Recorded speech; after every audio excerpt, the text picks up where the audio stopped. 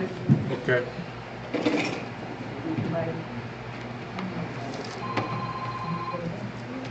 Well, I'll tell you what we do here is we stick to what the Bible says. We stick to the customs of our foreparents. According to the scriptures, we are the descendants of the people in this Bible. We are Israelites. The law, statutes, commandments were given to his chosen people, Israel, the children of Jacob. Okay? So, and I think it's in 1 Corinthians chapter 11, verse 1 reads, "Be ye followers of me, even as I also am of the Messiah. Now I praise you, brethren, that you remember me in all things, and keep the ordinances as I delivered them to you."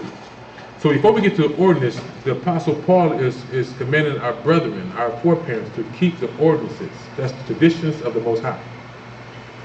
So this is one of the traditions, the ordinances of the Most High. But I will have you know that the head of every man is Messiah, and the head of the woman is the man, and the head of Messiah is the Most High. Every man praying or prophesying, that's having anything to do with this word, teaching the word, talking about the word, prophesying, having his head covered, dishonor his head, the Messiah and the Most High God. So if I was asked to pray or have a discussion about the Most High with my head covered, according to the scriptures, I would be dishonoring my head. Okay? As a man. Verse 5, "But every woman that prayeth or prophesieth with her head uncovered, dishonor her head. For there is even all one as if she was shaven. For if the woman be not covered, let her also be shorn. But if it be a shame for a woman to be shorn or shaven, let her be covered. For a man indeed ought not to cover his head, for as much as he is the image and glory of the Most High. But the woman is the glory of the man. For the man is not of the woman, but the woman of the man. Neither was the man created for the woman, but the woman for the man. For this cause ought the woman to have power over her head because of the angels." And we know that before, back in Noah's day, 200 of the angels came down and took wives for themselves, and they had children called Nephilims, and they were the men of renown, mighty men, the giants, who ruled the world. And according to the scriptures, their spirits are still ruling the world to this day. It says, "Nevertheless, neither is man without the woman, neither the woman without the man in the Most High. For as the woman is of the man, even so is the man also by the woman, but all things of God." Now, here's the question. Judging yourselves, is it comely or beautiful or acceptable to the Most High that a woman pray unto the Most High uncovered? So we're not forcing anyone to do this. We're just teaching the commandments of the Most High God, his ordinances. But through the inspiration of the Most High, the Apostle Paul is asking the women and the men, judge for yourself. Okay? Us in here are like-minded, so we judge for ourselves that the men follow the scriptures, and we do not pray or prophesy with our heads covered, because we fear the Most High God and keep his commandments. And for the women in here, they respectfully do the same. What I have on my head right now is part of the priestly apparel. It's called a mitre. This is what the priests, in the last days after the Messiah came, back in the day, we had a kingship, and my head is uncovered. See? The tribe of Judah is the tribe that the kings buried out or begat out. Okay? The tribe of Levi was the priesthood. So all the Levites was ordered, which is a scripture today in our class. They was entrusted with the service of the Most High. They used to come down out of the suburbs into the respective territories of the 12 tribes of Israel and taught the people the Most High's laws and commandments. So this garment I have on is a part of the apparel that the Most High told his priests to wear, a garment of linen, right? Now, that being said, since the Messiah came, The Most High said that we would be a royal priesthood, because the Messiah was not out of the tribe of Levi, but it says he has become the high priest. So I'm getting a little deeper into this conversation of why I'm professing to be a priest, or one who has been entrusted with the service of the Most High God.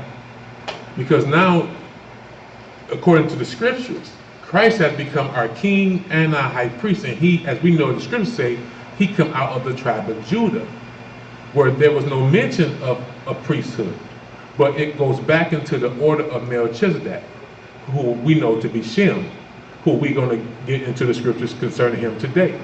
Well, Noah was a king and high priest, according to the Most High God. His son Shem was also king and high priest. And Adam was the first king and high priest on the earth. He was the ruler of all things, and he was one that the Most High entrusted to teach his commandments to his children. So, with that being said, we're going to get into a historical lesson. Are we on? Yep. Okay. The Most High have been giving us wonderful lessons, and we thank him. And first and foremost, I have to get started and say this. First of all, I want to give all honor and praise and glory to the Most High Hayat, Bahashem Yasha, for Wakadash, that is, giving the Most High God his thanks for his true name, his Son, and his Holy Spirit. Yasha being the name of the Most High Son, for Wakadash in Hebrew is for the Holy Spirit. It's her name. I am Brother Ma'ad, and Brother Elder Ma'ad. This is Brother Tyler from the Awakening of Baha'is Elect Church, and we are thankful to be here on this Holy Sabbath to present you another Sabbath class from the Most High's Spirit. So, my brother, glad to see you. With that, the last couple of weeks we have gotten into some detailed lessons concerning judgment, a lot of stuff. What were we talking about 2 weeks ago? 2 weeks ago. The kingdom, and the righteousness of the Most High, his judgment. But the Most High wants us to get back to the basics in these last days. He has us informing and warning his children before his wrath comes. So a lot of times when we teach, you hear us saying a lot about Abraham, Isaac, and Jacob, our fathers.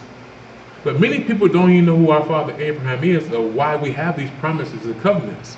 They never heard of them. As we learned last week, you know, the whole book of the Bible, the Gospel, the New Testament, the Old Testament, the Psalmist talks about it, the kingdom of heaven, the kingdom of Israel. The Bible prophesied that a man will come out of the bloodline of Judah and rule the world. His kingdom would not be taken down by no man. It would be set up by the Most High God. And that was the main topic. It is the main topic of the Bible. We know the Messiah himself, when he came down, he said, repent, for the kingdom of heaven is nigh. And we compared it with Christianity because they have different doctrines.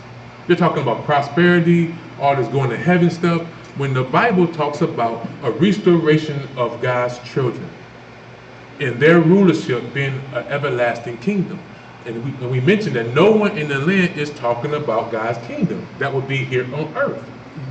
And truthfully, there's only one organization that I know, I could be wrong, there's only one organization that I know and actually learned of the kingdom of heaven from, and that was the Jehovah's Witnesses. They're the only people that I know that proclaim the kingdom of God. Now, they got the error when it comes to the knowledge of the kingdom and who's ruling and what the kingdom really is. But at least they're talking about God's kingdom. These churches out here, these other Christian churches, are not even talking about God's kingdom. They're saying that no matter how you live, you die and you go to heaven. Right? But with that kingdom of heaven, it starts with a promise that he made to our father Abraham. So what the Most High wants us to do today is educate his children on who his friend is. The Most High said that he promised Abraham that his name would be great. So in these last times, we're going through the Spirit of the Most High educate you on who your father is and why he gave him a covenant. Because for those who don't understand this, the so-called Holy Bible is only an overview of our history. It's not the whole thing. There's many records that used to be included that have been taken out by the Roman Catholic Church. Because if you read about Abraham, he's like 99 years old. Like, did he not have a life before he was 99? Like, why? We don't know why the Most High chose him. But in our records, it goes in. That's the wonderful thing about our records, because our records goes in great detail about our foreparents and about our God. So we're going to use a book called the Book of Jasher, right? Inspired of the Most High God. It's even mentioned in the Bible, showing you that our foreparents read these books, like the Book of Enoch, the Book of Jubilees, the Kings of Israel. All that is in our records. So let's get it. Let's read about our father, Abraham, the one who Most High made the covenant with, right? So let's start in Genesis chapter 12, verse 1. The hidden history of Abraham, the father of our covenant.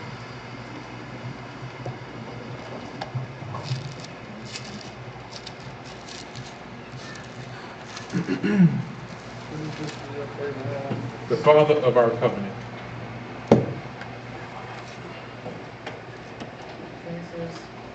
The book of Genesis chapter 12, verse 1.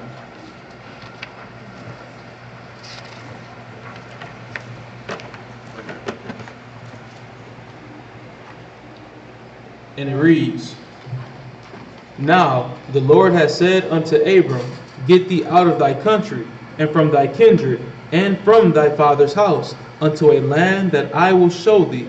Now see, even with that, starting with Abraham, like, it doesn't explain why the Most High is telling Abraham to get out of the country and from his kindred. We're going to read about the story that led up to this, why the Most High is telling him to get out of there. Okay? So let's get it. Before we get there, let's authenticate our record, the book of Joshua. Let's go to Joshua chapter 10, verse 13. This is why we listen to what the Most High say over men. The Pope, none of them have authority, which we're going to read today in our precept, that the Gentiles have no right to tell us what's inspired by our God. The Pope is not an Israelite. The service of God, the oracles of the Most High, was only entrusted to our foreparents and their children. We are to be alike guiders or guides to the world, not the other way around. So the Pope will have no authority over a book that does not belong to him. Okay? That's why you see now they're coming out with all this garbage. You know, he's changing all these things. Came out years ago and said that their God was Lucifer, which the Bible been saying all this time. He called them the mother of the harlots. He's the mother of the whorehouses, the churches. So it says that there's a synagogue of Satan. So the Most High been telling you who these Romans, who we know to be Caucasians today, who their God is. Let God's word be true and every man a liar. So those who are ruling the world, according to the Bible, the Most High said there are enemies. We are not to trust these people, nor would they say, because the Messiah said that I know the blasphemy of those who say they are Jews and are not, but do lie.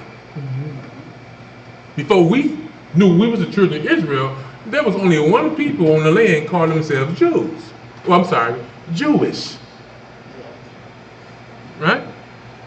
The Most High points them out. But let's get it. The book of Joshua. The book of Joshua chapter 10 and verse 13. And it reads, And the sun stood still, and the moon stayed. So right there is proven a lie from these Jewish people who in science say that the sun is something different. Right? The Most High gave his sun and his moon a commandment, and it stayed still. So if there was no creator and this was God come from a Big Bang theory, who can stop it? According to scriptures, those things are angels or spirits. Most High gave his sun, his moon, a commandment, and it did what? Stayed. It stayed. Okay? Read. Until the people had avenged themselves upon their enemies. Is not this written in the book of Jasher? In the book of who? Jasher. So how would Joshua know about this event if he never read the book of Jasher? So we listen to what our fathers say, as I said it before. Okay? Let's get another one. Let's go to 2 Samuel, chapter 1, verse 18. Second Samuel? Yes, sir. So 1:18. Mm-hmm. The book of 2 Samuel, chapter 1, verse 18.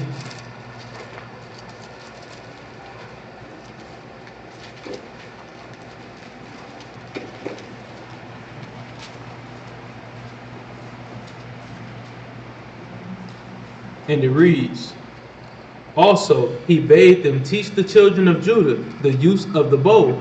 Behold, it is written in the book of Jasher. Teach the children of Judah the use of the bow. It is written again in the book of Jasher. With that being said, we're going to read out of the book of our foreparents about our great forefather Abraham, even getting to his son Isaac and our father Jacob. So I'm going to start at page 17, verse 50. Yep, chapter Right. 7. Chapter 7. Chapter 7. Yep, chapter 7, verse 50 and 51. Genesis 1. There you go. 12. Yeah, 50, verse 50. Next page. I didn't hear what was that. There you go. Right. Jasher, if you get, my book is different. It's not in there. It's not in there, bro. Okay, so I'm just gonna start reading because I don't know. Where is it? I don't know because my The book book is of different. Jasher, chapter 7. This is my book, Nick. So this is the book of Jasher. 7. The V with the two I's, so chapter 7, verses 50 and 51. Roman numeral 7. There we go.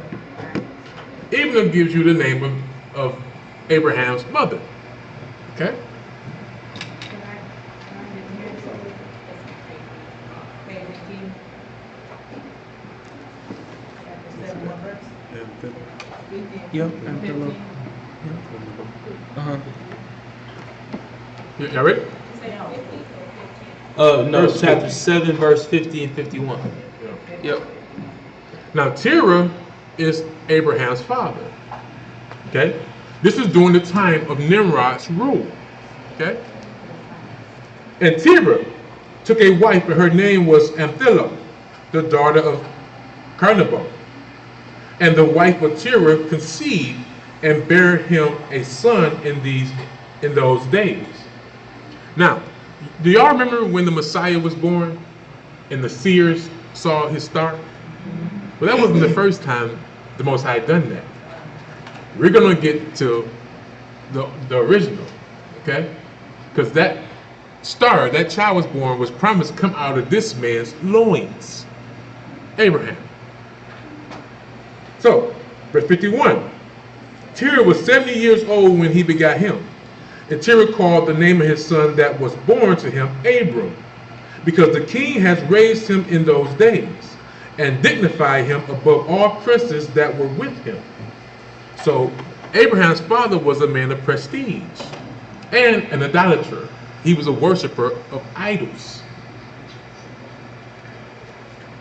Verse 1 in chapter 8. Mm-hmm. Right? Yep. 1 minute. Through 30, no, up right there, through 36. 1 through 36. Okay. And it was in the night that Abram was born, that all the servants of Terah and all the wise men of Nimrod and his conjurers came and ate and drank in the house of Terah, and they rejoiced with him all on that night. And when all the wise men and conjurers went out from the house of Terah, they lifted up their eyes towards the heavens that night to look at the stars. And they saw, and behold, one very large star came from the east and ran in the heavens. And he swallowed up the 4 stars from the 4 sides of the heavens. And all the wise men of the king and conjurers were astonished at the sight. And the sages understood this matter, and they knew its importance. They knew the importance of this vision. And they said to each other, this only betokens the child that has been born to Terah this night, who will grow up and be fruitful and multiply, and possess all the earth. Right?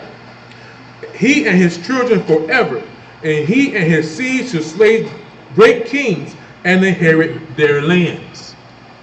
So this is why we was talking about the kingdom of heaven. You see how it's on earth? Coming from the stock of Abraham, Isaac, and Jacob. The Most High was showing back then when the father of our covenant was born, what he and his children would do in the land to fulfill the purpose of the Most High God. So, this is a promise, the covenant of the Most High God, that the children of Jacob will take down all the kingdoms of the land and rule forever. This is an eternal promise. He has not forgotten his promise, nor has he given it to another people. This is why we say, that's why the Messiah warns us of the great deception of Christianity. They're not teaching this. His children are out in the streets right now, oblivious to the covenant and the promises of their God. Oblivious. Have not a clue. You ask them right now, what's the kingdom of heaven? And I promise you, every person that you ask, you get a different answer. Ask them what happened to you when you died, they go into heaven. Be in a better place. Well, the better place would be here on earth. The children of Israel, the children of this man will rule as he promised. Let's keep going. And the wise men. And the wise men of the king and the conjurers. I read that. 5, verse 5. 5. And the wise men and conjurers went home that night. And in the morning, all these wise men and conjurers rose up early and assembled in the appointed house. And they spoke and said to each other, behold, the sight that we saw last night is hidden from the king. It has not been made known to him. And should this thing get known to the king in the latter days, he will say to us, why have you concealed this matter from me? And then we should all suffer death. Therefore, now let us go and tell the king the sight which we saw, and the interpretation thereof, and we shall then remain clear. And they did so. And they all went to the king and bowed down to him to the ground. And they said, may the king live. May the king live. We heard that a son was born to Terah, the son of Nahor, the prince of thy hosts. And we yesternight came to his house. And we ate and drank and rejoiced with him that night. And when thy servants went out from the house of Terah to go to our respective homes to abide there for the night, we lifted up our eyes to heaven, and we saw a great star coming from the east. And the same star ran with great speed and swallowed up 4 great stars from the 4 sides of the heavens. And thy servants was astonished at the sight which we saw, and were greatly terrified. And we made our judgment upon the sight, and knew by our wisdom the proper interpretation thereof, that this thing applies to the child that is born to Terah, who will grow up and multiply greatly, and become powerful, and kill all the kings of the earth, and inherit all their lands, he and his seed forever. And now, our Lord and King, behold, we have truly acquainted thee with what we have seen concerning this child. If it seem good to the king to give his father's value for this child, we will slay him before he shall grow up and increase in the land, and his evil against us, evil increase against us. Now see how against the nations, how the will of the Most High is an evil thing to the nations? This is the will of the Most High. They're saying it's evil. This is not evil. This is what the Most High will. Okay? Same thing, yes. Oh, we're in chapter 8 now. We're in chapter 8 now. Yeah. This is the same thing that happened in the Messiah's day. All right?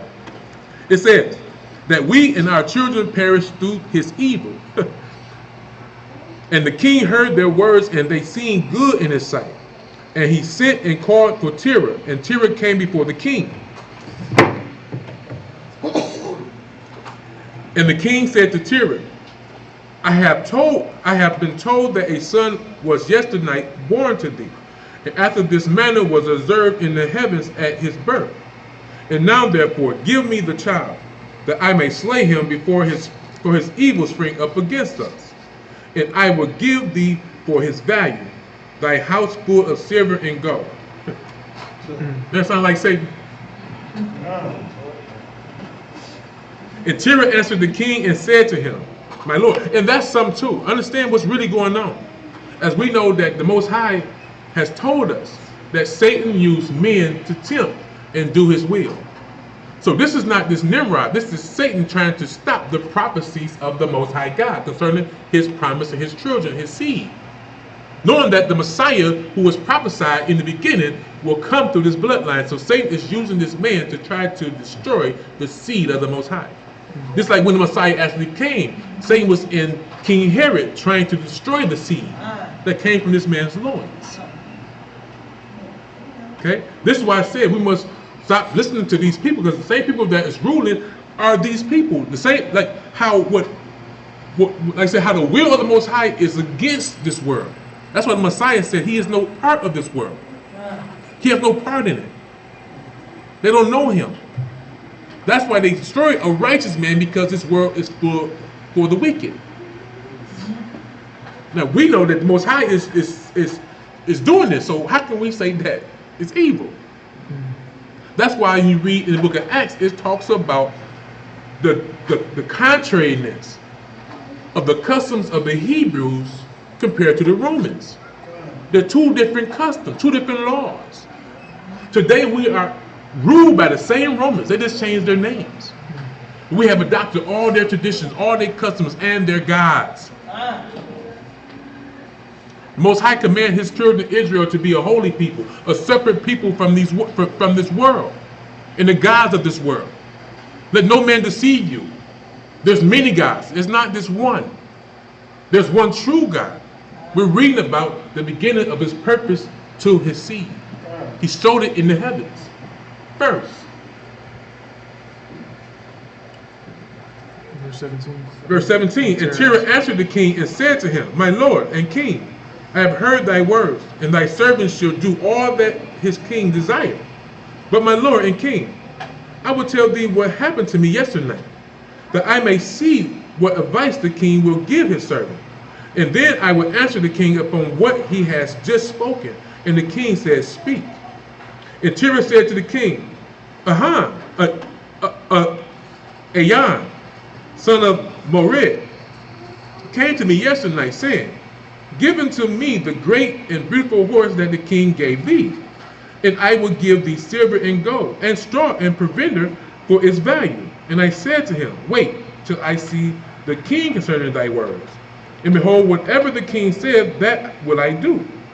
And now, my lord and king, behold, I have made this thing known to thee, and the advice which my king will give unto his servant, that will I follow.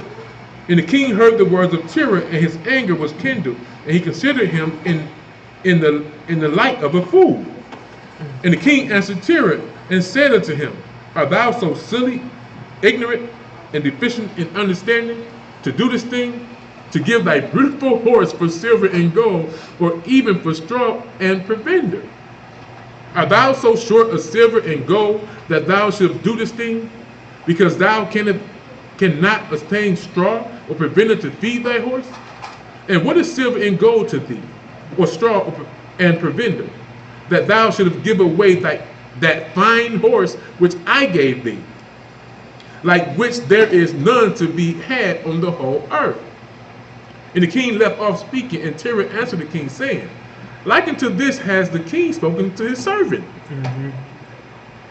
And the king left, 26, I beseech thee, my lord and king, what is this which thou didst say unto me, saying, give thy son that we may slay him, and I will give thee silver and gold for his value? What shall I do with silver and gold after the death of my son? Who shall inherit me? Surely then at my death the silver and gold will return to my king who gave it. And when the king heard the words of Terah and the parable which he brought concerning the king, it grieved him greatly, and he was vexed at this thing, and his anger burned within him. Y'all get it? His horse is more valuable than this man's son, but it's showing you that this is Satan that's in this man, Nimrod. And Terah saw the anger of the king was kindled against him. And he answered the king, saying, all that I have is in the king's power. Whatever the king desired to do to his servant, let him do. Yeah, even my son. He is in the king's power, without value in exchange. He and his 2 brothers that are older than he. And the king said to Terah, no, but I will purchase thy younger son for a price. And Terah answered the king, saying, I beseech you, or I beg thee, my lord and king, to let thy servant speak a word before thee, and let the king hear the word of his servant. And Terah said, Let my king give me 3 days' time till I consider this matter within myself, and consult with my family concerning the words of my king. And he pressed the king greatly to agree to this. And the king hearkened to Terah. And he did so, and he gave him 3 days' time. And Terah went out from the king's presence, and he came home to his family and spoke to them all the words of the king. And the people were greatly afraid. And it was in the 3rd day that the king sent to Terah, saying, Send me thy son for a price, as I spoke to thee. And shouldst thou not do this, I will send and slay all thou have in thy house, so that thou shalt not even have a dog remaining. And Terah hastened, as the thing was urgent from the king. And he took a child from one of his servants, and which his handmaid had born to him that day. And Terah brought the child to the king and received value for him. And the Most High was with Terah in this matter, that Nimrod might not cause Abram's death. And the king took the child from Terah, and with all his might dashed his head to the ground, for he thought it had been Abram. And this was concealed from him from that day, and it was forgotten by the king, as it was the will of the province not to suffer Abram's death. And Terah took Abram his son secretly, together with his mother and nurse, and he concealed them in a cave.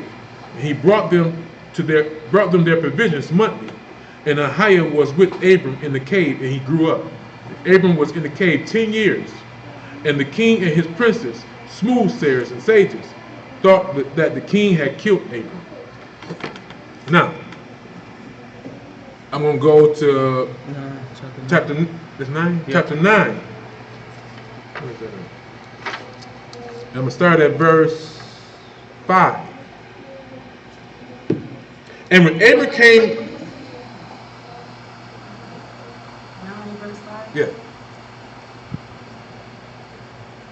And when Abram came from the cave, he went to Noah and his son Shem. Now, at this time, the only truth in the land was with Noah and his son Shem.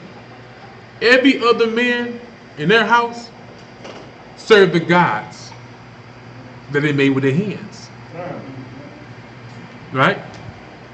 No one in the land was serving the Most High. Like right now today. People think they're serving the Most High, but they're not. Okay? So, the Most High protected his child, Abram. Sent him to get educated by righteous Noah and righteous Shem. The bloodline that the Messiah will come through. That's why we know that we're not Hamitic, we're from Shem. This man that we're reading about right now. Shem. Okay? The righteous seed. Bring it up. So this is all the beginning of why we get in the Bible, it's dealing with Abram, but all this history is left out. Now we're learning why the Most High loved Abram so much. And check out what's coming. Let's get it. Verse 5 says, And when Abram came out from the cave, he went to Noah and his son Shem, and remained with them to learn the instructions of the Most High and his ways. And no man knew where Abram was, and Abram served Noah and Shem his son for a long time. And Abram was in Noah's house 39 years. And Abram knew Ahiah from 3 years old. And he went. And he went in the ways of the Lord until the day of his death. And he went in the ways of the Most High until the day of his death. And as Noah and his son Shem has taught him. And all the sons of the earth in those days greatly transgressed And all the sons of the earth in those days greatly transgressed against the Most High. And they rebelled against him, and they served other gods, and they forgot the Most High who had created them in the earth. And the inhabitants of the earth made unto themselves at that time every man his god, gods of wood and stone, which neither could speak, hear, nor deliver. And the sons of men served them, and they became their gods. So those are not my words. Same thing in this land today. Men is serving idols, not the Most High God. When we read to 12, verse 7. And the king and all his servants and Tyre with all his household. Then the first of those that served gods of wood and stone. And Tyre, Abram's father, had 12 gods of large size, made of wood and stone, after the 12 months of the year. And he served each one monthly.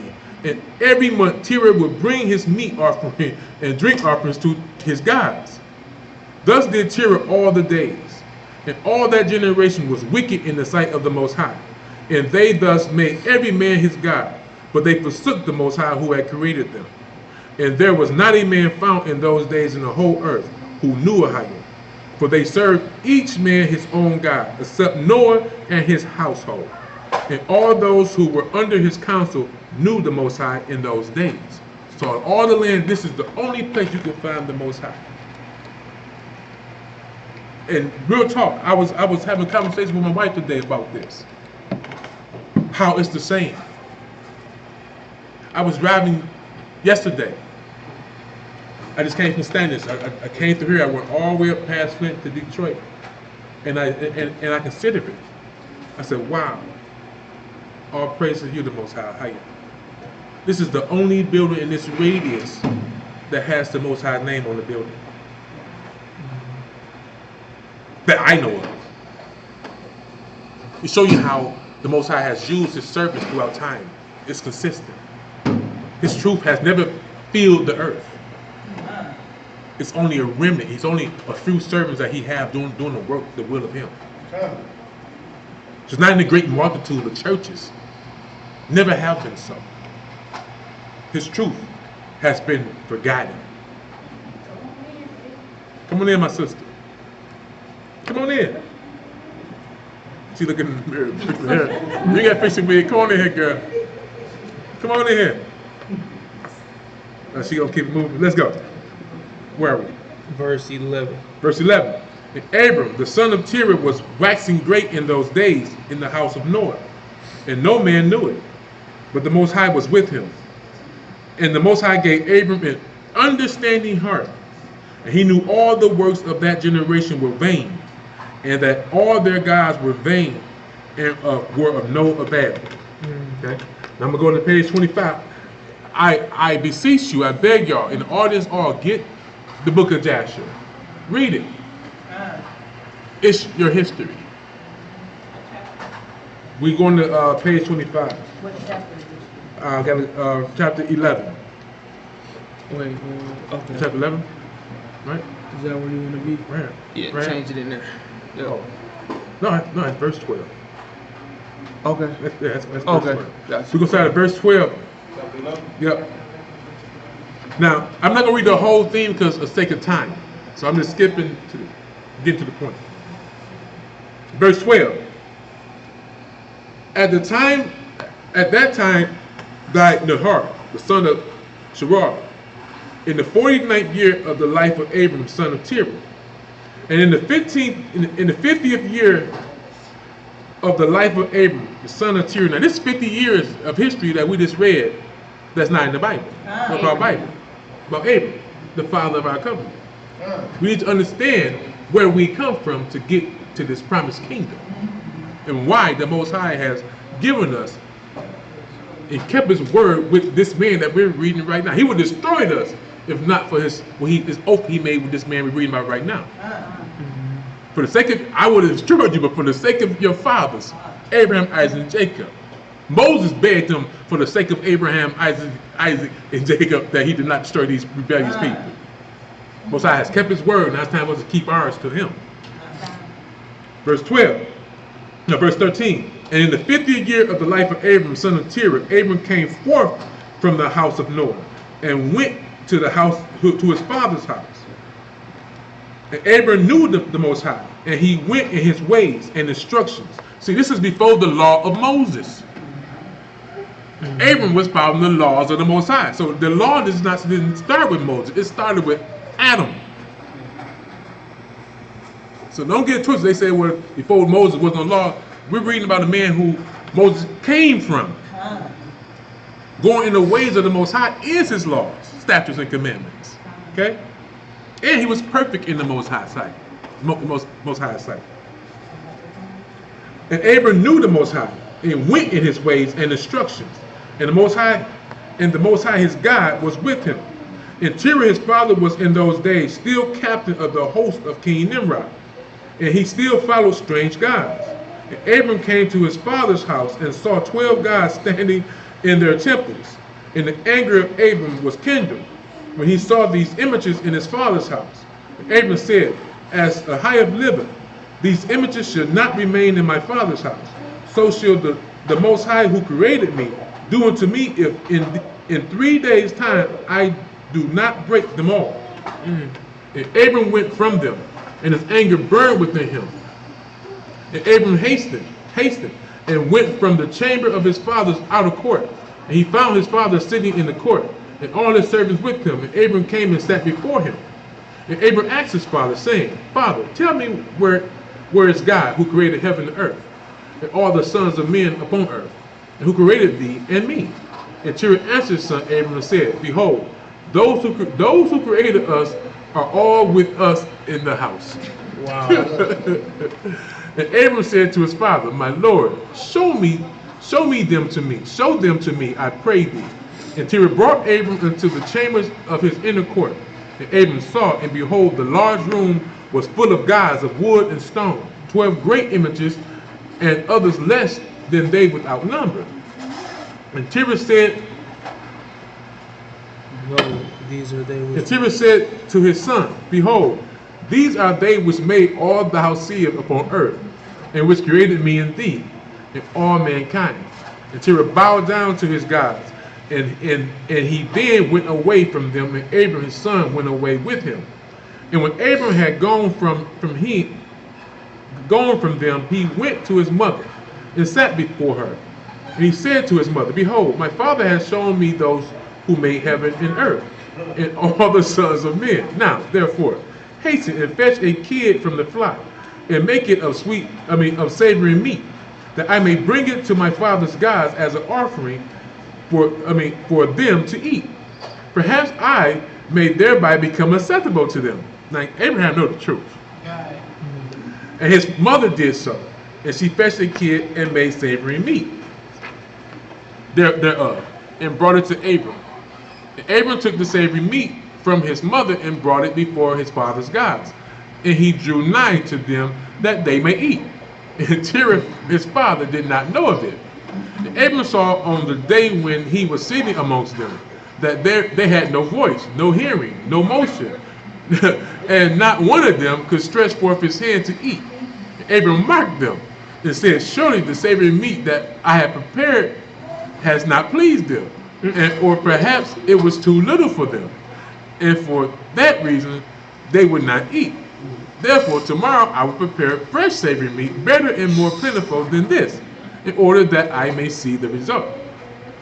And it was on the next day that Abram directed his mother's concerning the savory meat. And his mother rose and fetched 3 fine kids from the flock, and she made of them some excellent savory meat, such as her son was fond of. And she gave it to her son Abram, and Terah his father did not know of it. Abram took the savory meat from his mother, and brought it before his father's gods in the chambers, and he came nigh unto them that they may eat. And he placed it before them. And Abram sat before them all day, thinking perhaps they might eat. And Abram viewed them, and behold, they had neither voice nor hearing, nor one of them stretched forth his hand to the meat to eat. And in the evening of that day, in the house, Abram was clothed with the Spirit of the Most High God. And he called out and said, Woe unto my father and this wicked generation! whose hearts are inclined to vanity, who serve these idols of wood and stone, which neither can eat, smell, hear, nor speak, who have mouths without speech, eyes without sight, ears without hearing, hands without feeling, and legs which cannot move. Like them are those that made them, and that trust in them. And when Abram saw all these things, his anger was kindled against his father. And he hastened and took a hatchet in his hand, and came into the chambers of the gods, and he broke all his father's gods. And when he had done breaking the images, he placed the hatchet in the hand of the great god, which was there before them. And he went out, and Terah's father came home, for he had heard at the door the sound of the striking of the hatchet. So Terah came into the house to know what this was about. And Terah, having heard the noise of the hatchet in the room of the images, ran to the room of the images, and he met Abram going out. And Terah entered into the room and found all the idols fallen down and broken, and the hatchet in the hand of the largest, which was not broken. And the savory meat which Abram his son had made was still before them. And when Terah saw this, his anger was greatly kindled, and he hastened and went from the room to Abram. And he found Abram his son still sitting in the house. And he said to him, "What is this work thou hast done to my gods?" And Abram answered Terah his father and said, "Not so, my lord, for I brought savory meat before them. And when I came nigh to them with the meat, that they might eat, they all at once stretched forth their hands to eat before the great one had put forth his hand to eat. And the large one saw their works that they did before him, and his anger was violently kindled against them. And he went and took the hatchet that was in the house, and came to them and broke them all. And behold, the hatchet is still in his hand, as thou seest. And Terah's anger was kindled against his son. Now again, this is Satan and the father of Abram. Still trying to destroy this seed. Check it out. Remember, it's the spirits. We're in a spiritual warfare. Okay, so don't look at Terah. Look at the spirit that's in him and what he's trying to accomplish in destroying this man. Because we're going to read about why I just said what I said. 41. And Terah's anger was kindled against his son Abram when he spoke this. And Terah said to Abram his son in his anger, "What is this tale that thou hast told? Thou speakest lies to me. Is there in these guys spirit, soul, or power to do all thou hast told me?" Now he just said that these were the guys that made them. Okay? His own words condemn him, right? "Are they not wood and stone, and have not myself made them? And can thou speak such lies, saying that the large God that was with them smote them? It is thou that did place the hatchet in his hand, and then saith he smote them all." And Abram answered his father and said to him, "And how can thou serve these idols in whom there is no power to do anything? Can those idols in which thou trusted deliver thee? Can they hear thy prayers when thou callest upon them? Can they deliver thee from the hands of thy enemies?" See, all these things the Most High true God can do. Get it? "And will they fight thy battles for thee against thy enemies? That thou shouldst serve wood and stone, which can neither speak nor hear. And now surely it is not good for thee, nor for the sons of men that are connected with thee, to do these things. Are ye so silly, so foolish, or so short of understanding that you would serve wood and stone, and do after this manner, and forget the Most High God who hath made heaven and earth, and who created you in the earth, and thereby bring a great evil upon your souls in this manner by serving stone and wood? Did not our fathers in the days of old sin in this manner? And the Most High God of the universe brought the waters of the flood upon them and destroyed the whole earth? And how can you continue to do this and serve gods of wood and stone, who cannot hear nor speak or deliver you from oppression, thereby bringing down the anger of God, of the God of the universe upon you? Now therefore, my father, refrain from this." This is the Most High God using his son to rebuke and teach him and warn him. "And therefore, my father, refrain from this, and bring not this evil upon thy soul and the souls of thy household. And Abram hastened and sprang from before his father, and took the hatchet from his father's large idol, which was with which Abram broke it, and ran away. And Terah, seeing all that Abram has done, hastened to go from his house, and he went to the king. Satan sent him to the king. And he came before Nimrod and stood before him. He bowed down to the king, and the king said, What do thou want? He said, I beseech thee, my lord, to hear me. Now remember, 50 years ago he deceived the king. This showing you how Satan operates. He's still trying to destroy Abram. Terah not even thinking clearly that if he goes to the king, he's going to destroy his son. The same son he tried to protect 50 years ago. Right? Hey, Satan is cunning. 51. And he said, I beseech thee, my lord, to hear me. Now 50 years back a child was born to me, and thus has he done to my gods, and thus has he spoken. Now this time it was a law in the land. If anyone destroyed these gods, they're put to death. So Abram broke the law of the land. Okay? It says,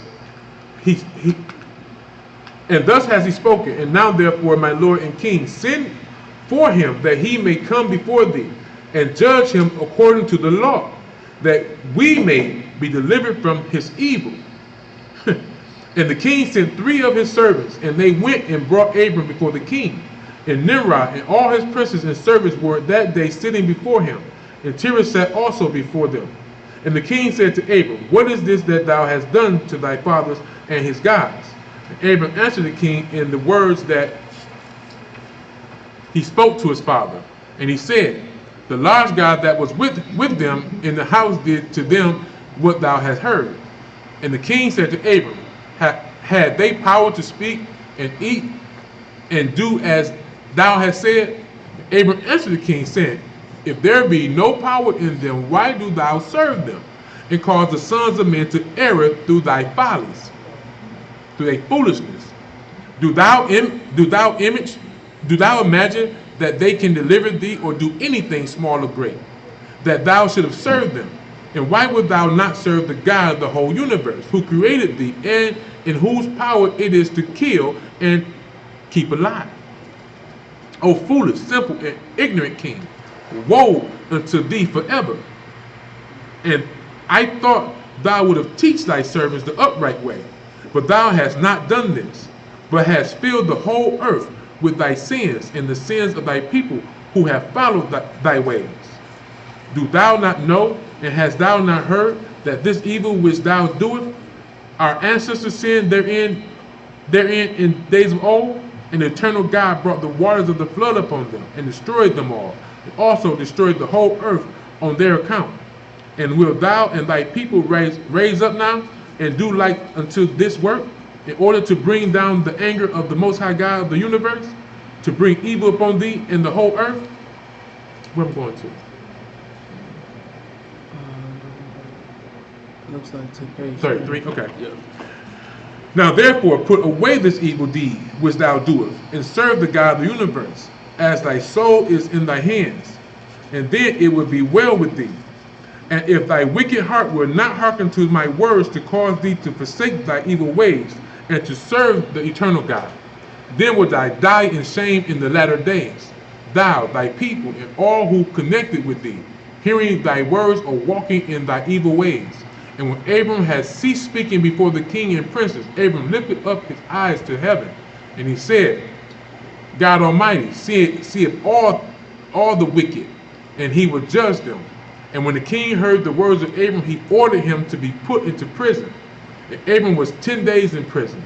And at the end of those days, the king ordered that all the kings, princes, and governors of different provinces and sages should come before him. And they sat before him. And Abram was still in the house of confinement. And the king said to the princes and sages, Have you heard what Abram the son of Terah has done to his father? Thus has he done to him. And I ordered him to be brought before me. And thus has he spoken. His heart did not misgive him. neither did he stir in my presence. And behold, now he is confined in the prison. See how the Most High, true servants stand up for the Most High? Don't compromise king and nobody. He told the servant, just like Moses told Pharaoh. But see how the Most High is merciful? He was still giving Nimrod an opportunity to save his own soul and the people. Because again, the people are like their leaders. If Nimrod was righteous, the land would have been righteous.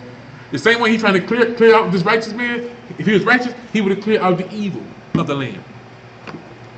So the Most High has given Nimrod an opportunity. Okay? One minute. And therefore decide what judgment. And therefore decide what judgment is due to this man who reviled the king, who spoke and did all these things that you heard. And they answered the king, saying, the man who reviled the king should be hanged upon a tree. But having done all these things that he said, and having despised our gods, he must therefore be burned to death. For this is the law in this manner. If it pleases the king to do this, let him order his servants to kindle a fire both night and day in thy brick furnace. And then we will cast this man into it. And the king did so, and he commanded his servants that they should prepare a fire for 3 days. This is a hot fire. And 3 nights in the king's furnace. That is in Casdim. And the king ordered them to take Abram from prison and bring him out to be burned.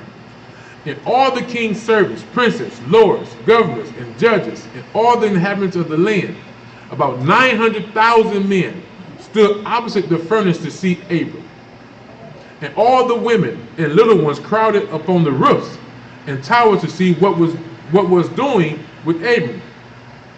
And they stood together at a distance, and there was not a man left that did not come on that day to behold this scene. So, to get to our mother Sarah, do you see why Sarah? Everybody witnessed what I'm about to read to you. Okay? The whole city, 1 million some people. Right? I'm going to say what I'm about to say until I read this part. And when Abram was come, the conjurers of the king and the sages saw Abram, and they cried out to the king, saying, our sovereign Lord, surely this is the man we know to have been the child at whose birth the great star swallowed the 4 stars, which we declared to the king now 50 years since. And behold, now his father has also transgressed thy commands, and mocked thee by bringing thee another child, which thou didst kill. And when the king heard their words, he was exceedingly wroth, and he ordered Terah to be brought before him. And the king said, hast thou heard what the conjurers have spoken? Now tell me truly, how didst thou? And if thou shouldst speak truth, thou shouldst be acquitted. And seeing that the king's anger was so much kindled, Terah said to the king, my lord and king, thou hast heard the truth, and what the sages have spoken is right. And the king said, how couldst thou do this thing, to transgress my orders, and to give me a child that did not begat, and to take value for him? And Terah answered the king, because my tender feelings was excited for my son at the time. And I took a son of my handmaid, and I brought him to the king. And the king said, who advised thee to this? Tell me, do not hide aught from me, and then thou should not die. And Terah was greatly terrified in the king's presence. And he said to the king, it was Haran, my eldest son, who advised me to do this. And Haran was in those days that Abram was born, 32 years old. But Haran did not advise his father to do anything. But Terah said this to the king in order to deliver his soul from the king, for he feared greatly. And the king said to Terah, Haran thy son, who advised thee to do this, should die through fire with Abram. For the sentence of death is upon him for having rebelled against the king's desire in doing this thing. And Haran at that time felt inclined to, now check it out, this is an important lesson for all of us. Because the Messiah said, anyone that's lukewarm will be destroyed. You can't be lukewarm and serve the Most High God. And here's a great example of someone who's lukewarm. Okay? And it says, and Haran at that time felt inclined to follow the ways of Abram, but he kept it within himself. And Haran said in his heart, Behold, now the king has seized Abram on account of these things which Abram did. And it should come to pass that if Abram prevail over the king, I will follow him. But if the king prevail, I will go after the king. So you can't be double-minded with the Most High. And when Terah had spoken to the king concerning Haran his son, the king ordered Haran to be sieged with Abram. And he brought them both, Abram and Haran his brother, to cast them into the fire. And all the inhabitants of the land and the king's servants and princes and all the women and little ones were there, standing that day over them. And the king's servants took Abram his brother, and they stripped them of all their clothes, excepting their lower garments which were upon them. And they bound their hands and feet with linen cords. And the servants of the king lifted them up and cast them both into the furnace. And the Most High loved Abram, and he had compassion over him. And the Most High came down and delivered Abram from the fire, and he was not burned. But all the cords which they had bound him were burned, while Abram remained and walked about in the fire. And Haran died when they had cast him into the fire, and he was burned to ashes, for his heart was not perfect with the Most High. I'm telling y'all, the Most High has not changed. Your heart must be perfect with the Most High. You must follow his laws and commandments. You cannot mock the Most High. And those men, check it out, and those men who cast him into the fire, the flame of the fire spread over them, and they were burned, and 12 men of them died. And Abram walked in the midst of the fire 3 days and 3 nights. And all the servants of the king saw him walking in the fire. And they came and told the king, saying, Behold, we have seen Abram walking about in the midst of the fire. Even the lower garments which are upon him are not burned, but the cord with which he was bound is burned.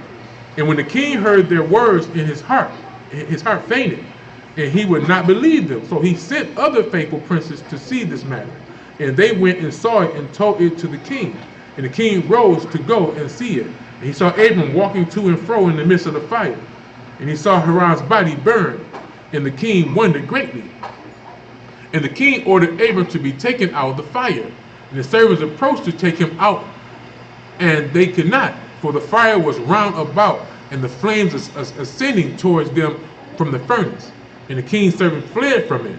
And the king rebuked them, saying, Make haste and bring Abram out of the fire, that ye should not die. And the servants of the king again approached to bring Abram out. And the flames came upon them and burned their faces, so that 8 of them died. And when the king saw that his servants could not approach the fire, lest they should be burned, the king called to Abram, O servant of the God who is in heaven. You get it? Most High made all profess who he is. O servant of the God who is in heaven, go forth from amidst the fire and come hither before me. And Abram hearkened to the voice of the king, and he went forth from the fire and came and stood before the king. And when Abram came out, the king and all his servants saw Abram coming before the king with his lower garments upon him, for they were not burned, but the cord with which he was bound was burned. And the king said to Abram, How is it that thou was not burned in the fire? And Abram said to the king, The God of heaven and earth, in whom I trust, and who has all in his power, he delivered me from the fire into which thou did cast me. And around the brother of Abram was burned to ashes, and they sought for his body, and they found it consumed. Haran was 82 years old when he died in the fire of Caskim. And the king, princes, and inhabitants of the land, seeing Abram was delivered from the fire, they came and bowed down to Abram. And Abram said to them, Do not bow down to me, but bow down to the God of the world, who made you, and serve him, and go in his ways, for it is he who delivered me from out of this fire, and it is he who created the souls and spirits of all men. See, the souls and spirits of all men. We have flesh and we have a spirit. And formed man in his mother's womb and brought him forth into the world. And it is he who will deliver those who trust in him from all pains. And this thing seemed very wonderful in the eyes of the king and princes that Abram was saved from the fire. Imagine this. So I was going to talk about our mother Sarah. So when we see that Sarah believed and trusted in the God of Abraham, she was among these witnesses. See, we see Sarah been 90 years old, giving her husband her handmaid to fulfill this promise. Well, she has 90 years of being around and serving God and watching miracles in favor in this man. So she knew that what the Most High promised was true because she had witnessed these things. So that's why she gave her handmaid Hagar to her husband to fulfill the promise that the Most High had given to him, said to him. Right? We must understand the history of it. That's what we're doing today. Now, and this thing seemed very wonderful in the verse 39, in the eyes of the king and princes, that Abram was saved from the fire and that Haran was burned. So it's showing you the righteous and the unrighteous, what happens in the end. All those who are lukewarm will be burned with fire by the Messiah. All those who believe in him and serve him with a perfect heart, spirit of truth, will be saved from the fire like our father Abraham. Okay? Foreshadowing what's to ultimately come. And the king gave Abram many presents, and he gave him his two head servants from the king's house. The name of one was Onai, and the name of the other was Eleazar. Y'all remember him? Okay? And so now we know where he comes from. And all the kings and princes and servants gave Abraham many gifts of silver and gold and pearls. And the king and his princes sent him away. And he went in peace. And Abram went forth from the king in peace. And many of the king's servants followed him. And about 300 men joined him. So now here go 300 men that the Most High showed his power through his servant, who has joined Abram and now are being instructed in the ways of the Most High God. Showing you that all those in Abraham's house served the Most High God. This leading up to something, okay? That's a small remnant when you think of 900. 900,000, 300. See, that's how it's always been. Thank you for bringing that up, sister. 300 out of 1,000,000 some people follow Abraham. Again, another foreshadowing what ultimately to come. The Bible says, we'll get to the precept later, only a remnant will be saved. Those who keep the laws, statutes, commandments of the Most High and the testimony of Christ. Verse 42. And Abram returned on that day and went to his father's house, he and the men that followed him. Abram served the Most High his God all the days of his life, and he walked in his ways and followed his law. Y'all hear that? And followed his law before Moses. Mm-hmm. And from that day forward, Abram inclined his heart, and inclined the hearts of the sons of men to serve the Most High. So he was a minister of righteousness as well. Mm-hmm. And at that time, Nahor and Abram took to themselves wives, the daughters of their brother Haran. The wife of Nahor was Milcah, and the name of Abram's wife was Sarai. And Sarai, the wife of Abram, was barren. 33. Mm-hmm. She had no offspring in those days. And at the expiration of 2 years from Abram's going out of the fire, that is the 52nd year of his life, behold, King Nimrod sat in Babel upon the throne. And the king fell asleep and dreamed that he was standing with his troops and hosts in a valley opposite the king's furnace. And he lifted up his eyes and saw a man in the likeness of Abram coming forth from the furnace. And he that came and stood before the king with his sword drawn. Check it out. This is a vision Most High is giving Nimrod. And then sprang to the king with his sword. When the king fled from the man, he was afraid. And while he was running, the man threw an egg upon the king's head, and the egg became a great river. And the king dreamed that all his troops sank in that river and died. And the king took flight with 3 men who were before him, and he escaped. And the king looked at these men, and they were clothed in princely dresses, as the garments of kings, and had the appearance and majesty of kings. And while they were running, the river again turned into an egg before the king. And there came forth from the egg a young bird, which came before the king, and flew at his head, and plucked out his eyes. And the king was grieved at the sight, and he awoke out of his sleep, and his spirit was agitated, and he felt a great terror. And in the morning the king rose from his couch in fear, and he ordered all the wise men and magicians to come before him. When the king related his dream to them, and a wise servant of the king, whose name was Anaki, answered the king, saying, This is nothing else but the evil of Abraham and his seed, which will spring up against my lord and king in the latter days. And now we read about this in the book of Daniel last week. And behold, the day will come when Abram and his seed and the children of his household will war with my king, and they will smite all the king's hosts and his troops. And as to what thou hast said concerning the 3 men which thou didst see like unto thyself, and which did escape, this means that only thou wilt escape with 3 kings from the kings of the earth, who would be with thee in battle. And that which thou sawest, or the river which turned into an egg, as at first, the young bird plucking out thy eyes, this means nothing else but the seed of Abraham, which will slay the king in latter days. This is my king's dream, and this is the interpretation, and the dream is true.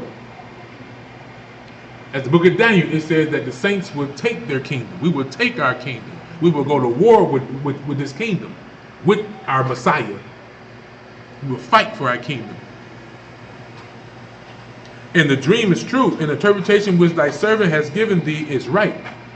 Now, therefore, my king, surely thou knowest that it is now 52 years since thy sages saw this at the birth of Abram. And if my king would suffer Abram to live in the earth, it would be to the injury of my Lord. So it would be the injury to these nations. That's why they have hidden our identity. That's why they have taken away our kingdom. That's why it is what it is. That's why our people are caught up in delusion in the religions of the nations. Because this is the prophecy. We can't expect these nations to teach us the truth because the prophecy is real. Why would they teach you the truth about you taking them down? Think about it. Why would they tell you who you are? Why would they give you the book of Jasher for you to read?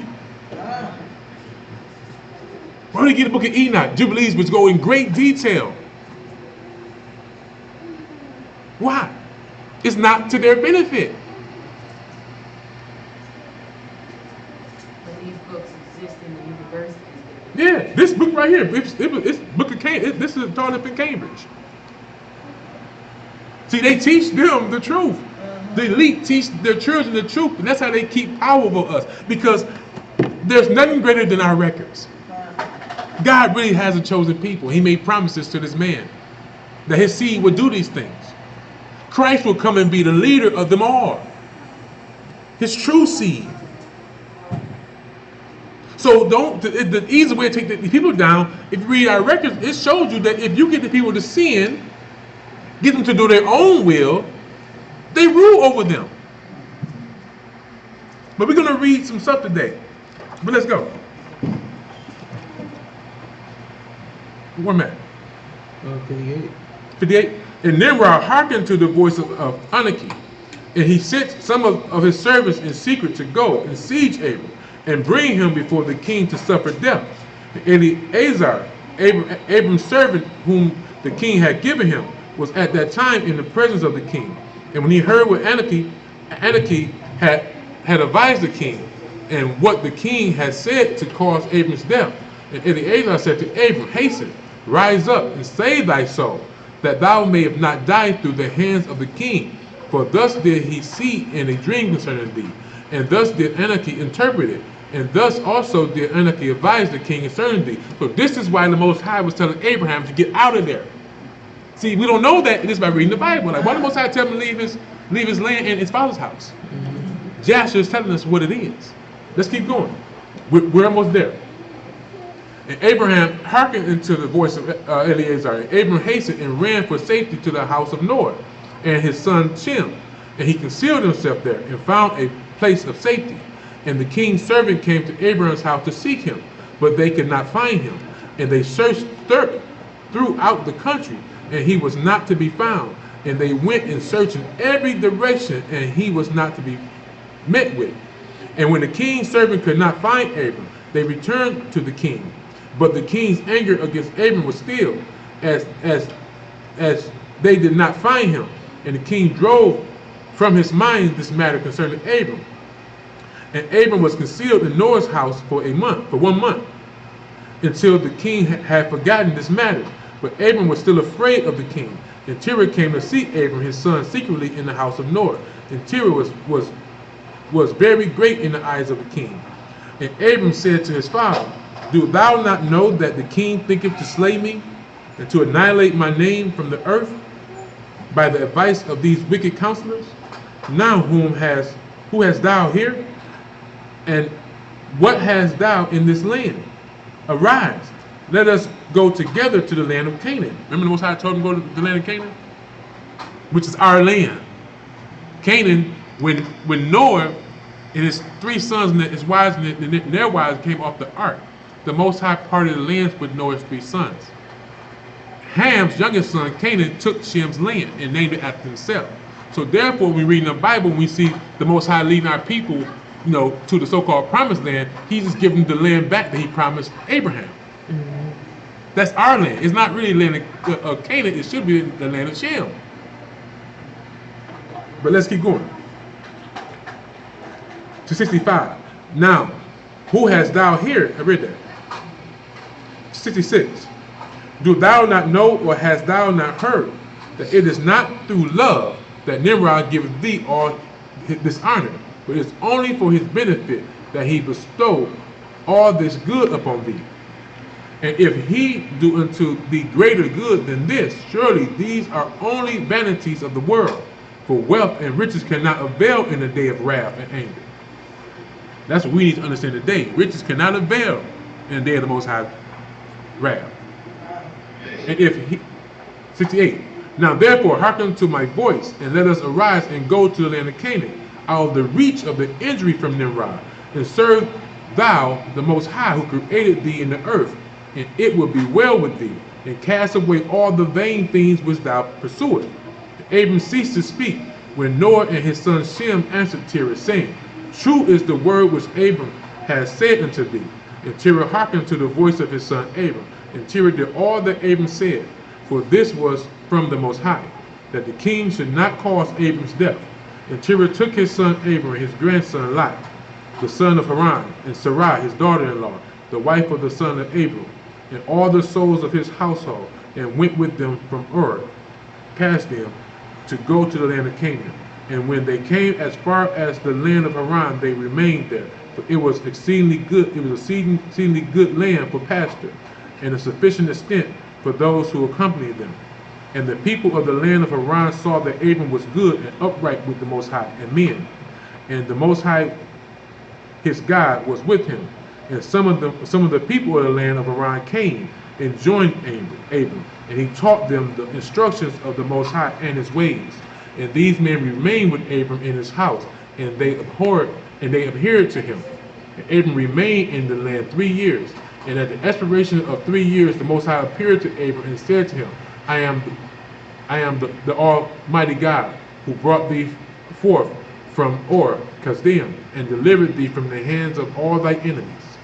And now, therefore, if thou wilt hearken to my voice and keep my commandments, my statutes, and my laws, then I will cause thy enemies to fall before thee, and I will multiply thy seed like the stars of heaven, and I will send my blessings upon all the works of thy hand, and thou shalt lack nothing. Arise now, take thy wife, and all belongings to thee, and go to the land of Canaan and remain there. And I will be unto thee for a God, and I will bless thee, And Abram rose and took his wife and all his belongings to him. And he went to the land of Canaan as the Most High has told him. And Abram was 50 years old when he went from Haran. Two more verses. And Abram came to the land of Canaan and dwelt in the midst of the city. And he pitched his tent amongst the children of Canaan, the inhabitants of the land. And the Most High appeared to Abram when he came to the land of Canaan and said to him, this is the promise, y'all. Listen. This is the land which I gave unto thee, and to thy seed after thee forever. We are not from this place. This is our land. Israel is the land the Most High promised our father. It belongs to us. This is the land which I gave. This comes with the promise, this land. That's why they're over there on our land right now. Because we've been scattered through the four corners of the earth. I gave thee, and to thy seed after thee forever. And I will make thy seed like the stars of heaven. And I will give unto thy seed for an inheritance all the lands which thou seest. And Abram built an altar in the place where the Most High God spoken to him. And Abram there called upon the name of the Most High, God Almighty. So with our promise comes an inheritance of land. Right? Now, let's get into where the Bible starts in this story. Okay? Quick question. Yeah. So he obviously forgave his father Terah. Yeah. And Yeah. he got back together. Yeah. We see how Terah's heart changed. Even though, see, understand, the same way that Satan got into Peter, he got into Terah. Now you're thinking that you just saved me 50 years ago. Now you do this thing, the king's going to destroy me. But Satan gets into our mind and we're blinded, and all we focus on is that rage, the anger that we're on right now, because Satan had him at that time. Once he realized what was going on, it's his son. He's secretly going to see his son. So he's secretly going to see his son. And so the Most High, so the Most High gave him grace, showed him mercy. Right? Knowing that it was not the working of Terah, nor Nimrod, that it was Satan behind the scenes, trying to destroy the seed. Okay? Remember, the Most High said that he would have a seed in the earth that would destroy Satan and his kingdom. Okay? That's what the vision was all about. Let's go. Genesis chapter 12 verse 1 through 3.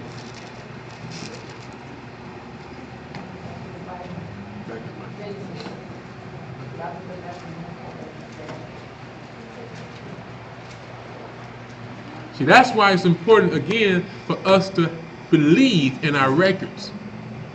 We just got a whole 50-year history of our father Abraham, which we knew nothing about. Like, before this, it don't tell you why the Most High loved Abram so much. Do we have an understanding why he loved Abram so much now? All praise to the Most High for preserving our records, giving records back to us. Let's go. Genesis chapter 12, verse 1. Now the Most High had said unto Abram, get thee out of thy country, and from thy kindred, and from thy father's house, unto a land that I will show thee, and I will make of thee a great nation, and I will bless thee, and I will make thy name great, and thou shalt be a blessing. And I will bless them that bless thee, and curse him that curseth thee, and in thee shall all families of the earth be blessed. In this man will all families of the earth be blessed. And this is right now why the mega churches support Israel right now. These fake Jewish people. Because they believe that they're the people. They know that it's written that I will bless them that bless you and curse them that curse you. So they give them over $7 billion a year. For real. A lot of money. Yes, sir. I'm looking at the next verse, in the fourth verse. Didn't we just read in the book of Joshua, he was 50? And here it says He's 75. Remember, he went to. Let's get it. Remember, he was going to places and he was stopping. You know what I'm saying? It don't tell you the whole, even this, it don't tell you the whole story. Like, it don't give you step by step. So like, he went to this place for 3 years. You see what I'm saying? He might go to this place for 10 years. See? Because Most High gonna tell him the same thing about 10 times. Okay? So let's just get it. Where we at? 13? Chapter 13? Okay. No, but 13, no, 13. But he says that he would make Abraham a great nation. We read about that seed destroying all the kings. That great nation to the Most High is the children of Israel.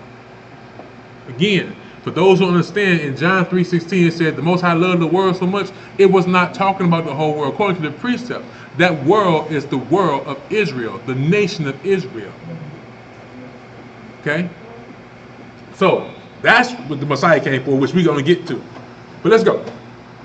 Genesis chapter 13, verse 14. In this light, so-called America and all these other countries who have the Most High's children in captivity are wealthy. They've been blessed because of this promise. Thank you. I need that so bad. They've been blessed because of this promise. It's like Nimrod was blessed for having the father of Abraham in his presence. That's what Abraham was telling him. It ain't because he loved you. It's because, basically, who I am. I come from you. So he don't love. So you think he ain't gonna destroy you? You can't trust him. Trust in the Most High God who created you. So all these nations have been blessed because they've been having the children of Israel, or as Hitler said, the Jews of God in their midst. So they become wealthy because of our disobedience. Most High has blessed them because we're in the midst, and He has used them to preserve our records. So He gave them we lost our authority to them. The Most High gave it to them. They didn't take it from us. He put them in position, and that's why He gave them opportunity to save their souls. Because He used them to preserve our records. Y'all knew what our records have gone through? It's only because of the Most High. They would have burned our records like they burned them in Ezra's day. And truthfully, the records we're reading right now, these was not written by Moses.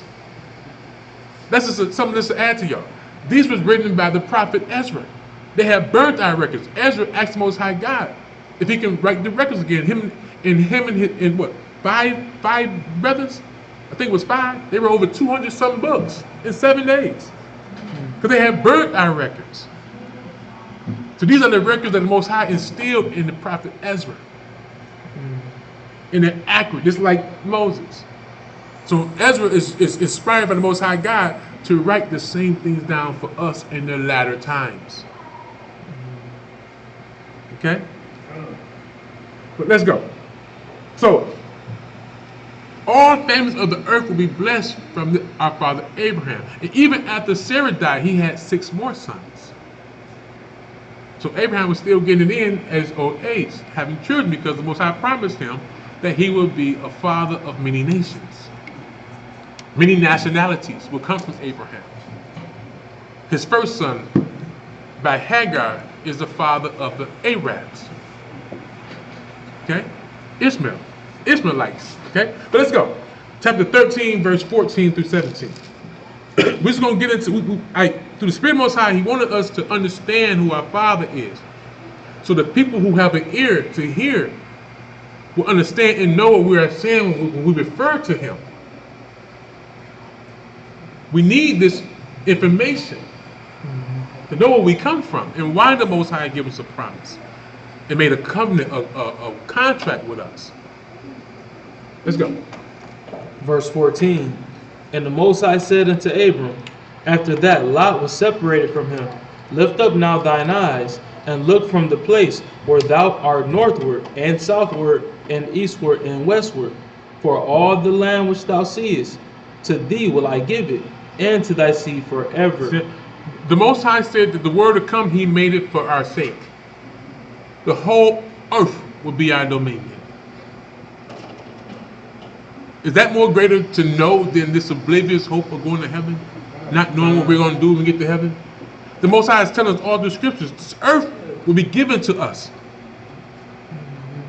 All mankind will serve us. All mankind will be righteous. Just like the servants that came from Nimrod. From Nimrod to Abram. And those who came from other lands. And dwelt in the house of Abram. And for those who understand Abram's kingdom, whether you believe he was a king or not, to the Most High, he was a king, priest, high priest. Okay? He was a servant of the Most High God, a servant, a teacher of righteousness. Right? It was a foreshadowing of what's to come. All those who will dwell among us will be righteous, be taught, instructed in the ways of the Most High God. There'll be no sinners on earth. For all the earth should know and serve the Most High God. All these things we read about, as the Bible said, is for our instructions, for our learning, for warning of things to come. They all are foreshadowing of what ultimately the Most High is getting ready to do. Let's go. Verse 16, and I will make thy seed as the dust of the earth, so that if a man can number the dust of the earth, then shall thy seed also be numbered. Arise, walk through the land in the length of it and in the breadth of it, and I will give it unto thee. Give it to thee. Yep. Verse 14, 18 to 20. Going through the promises. Most High is promising our Father because he was righteous. He walked perfectly before the Most High. And with the book of Daniel said he was going to do Yep. We just had to go there to show why we read in the Bible about our father Abraham. Because there's so much missing. Verse 18 says, and Melchizedek, king of Salem, brought forth bread and wine. This is right after Abraham had destroyed the 5 kings and restored his nephew Lot, his belongings in the people's wives. Right? Had brought forth bread and wine. All those think that it's wrong to drink wine. If you read our Bible, our foreparents drinking wine for a long time. Okay? So, and he was the priest of the Most High God. Remember, the priest is the one who teaches the instructions of the Most High God. Where did Abram go to get the instructions of the Most High God? Melchizedek, Shem. Okay? It says, king and high priest, as Most High promised the Messiah, in the order of Melchizedek, you be king and high priest. Right? It says, and he blessed him and said, blessed be Abram of the Most High God, possessor of heaven and earth, and blessed be the Most High God, which have delivered thy enemies into thy hands. And he gave him tithes of all. Abram gave Shem tithes before the law of tithe in Moses' time. See, those people don't understand that the law has been written in heavenly tablets forever. The Most High instructions are the same. He just wrote them down on tablets in Moses' time. Our people had came out of captivity, didn't know nothing about the Most High. He wrote them down on tablets as a testimony for them that he has done these things and for us in our day. But it's the same law, the same sacrifices. The same sacrifices that Abram was doing is in the law of Moses to the T. Same animals, the same birds, the same wine, the same drink, everything was the same. Let's get it. Chapter 15. Next precept, the book of Genesis, chapter 15. And it's also going to show you what a true God does. Notice how the Most High said, I am the one who have delivered you from your enemies. That's what salvation is for the children of Israel. The Most High again will deliver the children of Israel out of the hands of their enemies. And we will serve him without fear and peace forever. That's part of our salvation. And this is what we're going to see our God has done historically for these people. We're going to read in a little while about these people are the only people on earth who has ever had angelic protection and help from their enemies. Read.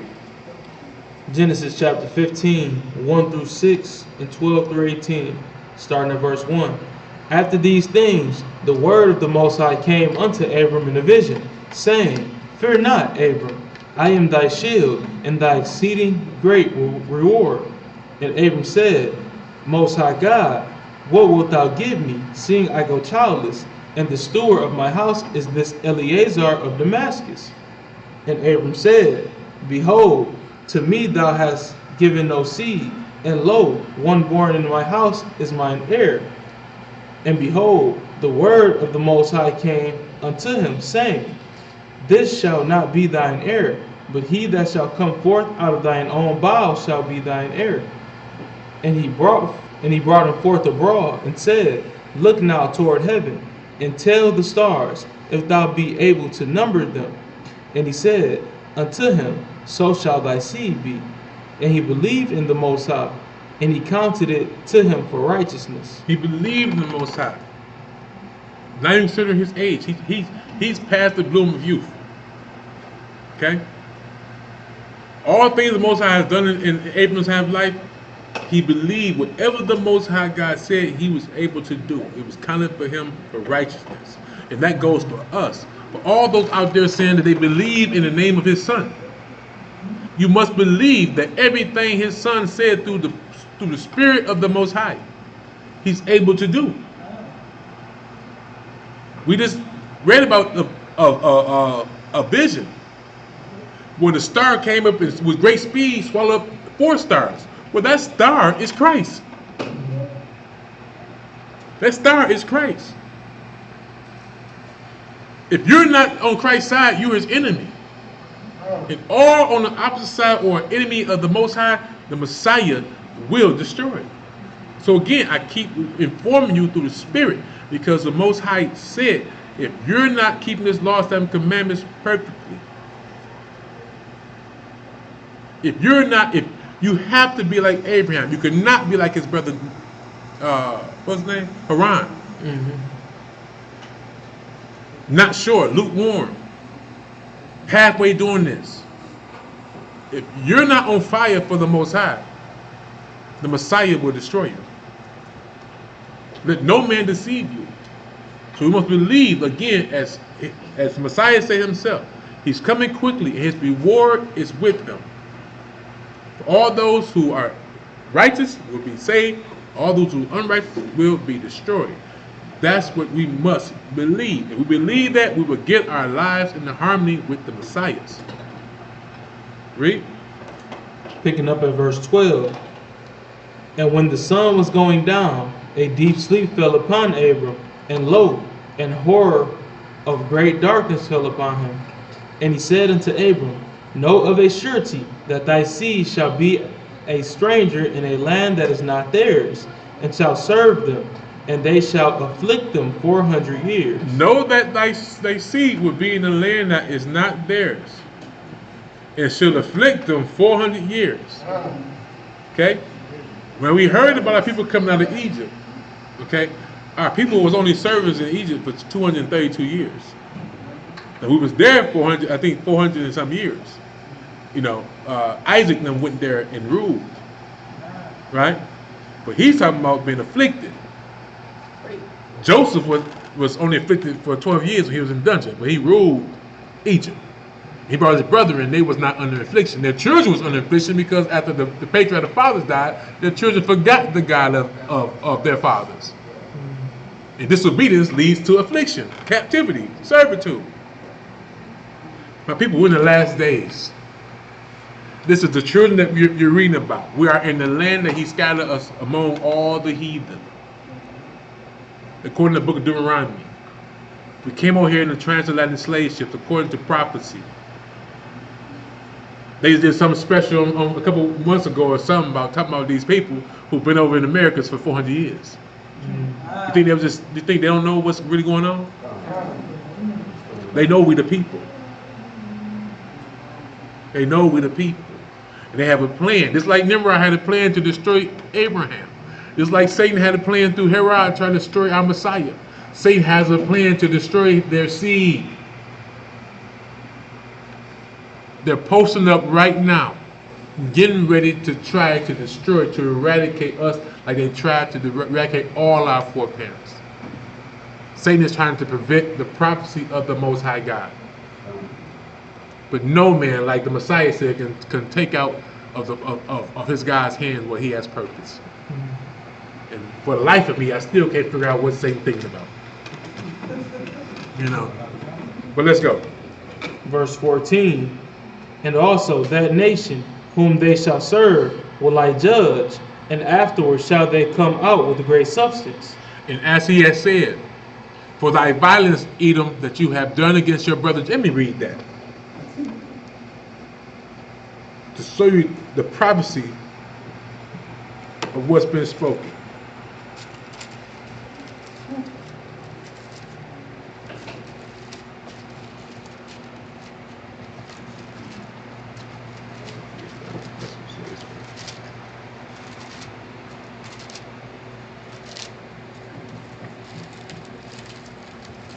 There you go.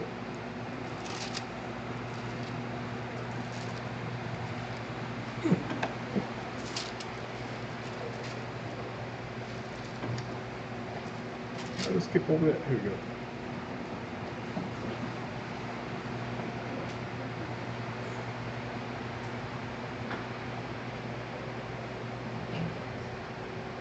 Now, we read a prophecy, right? What the Most High said?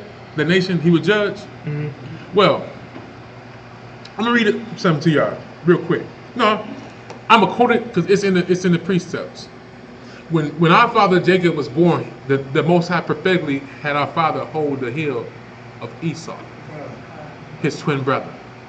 According to the Most High, it's talking about dominion. This nation, these two nations that was in our mother womb, Rebecca, right? It said that the elder should serve the younger. So it's dealing with dominion.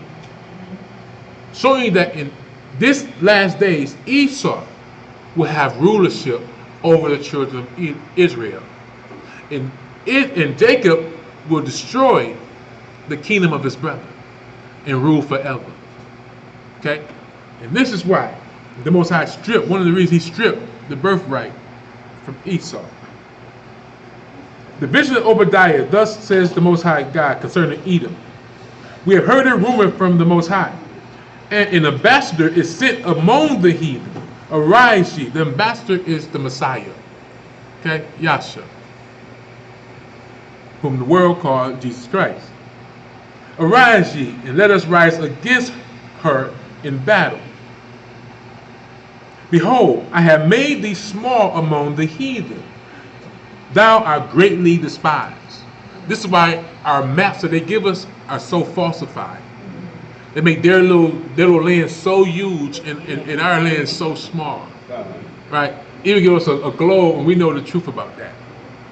But they're really small, but they hide themselves and make themselves seem larger than they are, which is why everything they show you on TV, you see them. So you think it's so many of them. Like they fill the earth.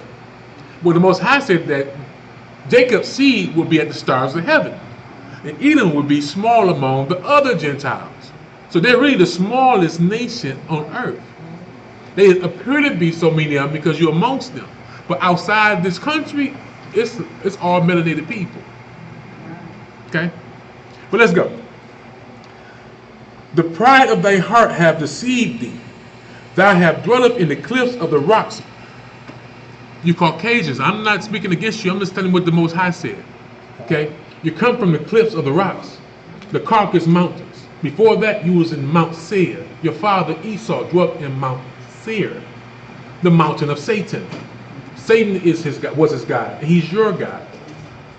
That's what the Messiah was telling you, your foreparents, that your father is the devil.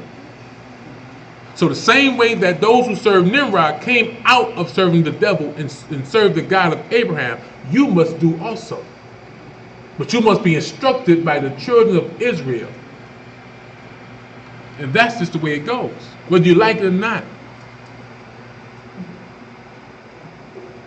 But that's your origin. You come from the mountains. You came down and learned how to be civil and how to operate through us. We had the laws. The laws are what set us apart, made us clean people. Because you check your history out of the Caucasus Mountains, the Caucasians. For real, you know. I'm still, you know what I mean? Hey, I'm just telling you the truth. But let's get it. For thy pride in thy heart hath deceived thee, thou that dwellest in the cliffs of the rock, whose habitation is high, that saith in his heart, Who should bring me down to the ground? Though thou exalt thyself as the eagle. He's giving us your symbol, the eagle, Rome, America. You are the people he's talking about. Your father is Esau. And though thou set thy nest among the stars, this will I bring thee down, says the Most High. If a thief came to thee, if robbers by night, how art thou cut off? Would they not have stolen till they had enough? If the grape gatherers came to thee, would they not leave some grapes? How are the things of Esau searched out? How are his hidden things sought up? Because the Most High has sought them up. Y'all don't give his children nothing. Y'all have taken everything from us. You have broken the brotherly covenant. That's why he will judge you. Because you have not left his children nothing. You have robbed and raped his people and continued to plunder us. He loved his children. Like the Messiah told John, the Revelator, that he would make y'all rulers bow down at our feet, so you will know that he has loved us. No matter what you think you have done to us, the Most High will recompense his children. Listen to what the Most High said. All the men of thy confederacy have brought thee even to the border. The men that were at peace with thee have deceived thee. And that's what you see going on right now in the political world.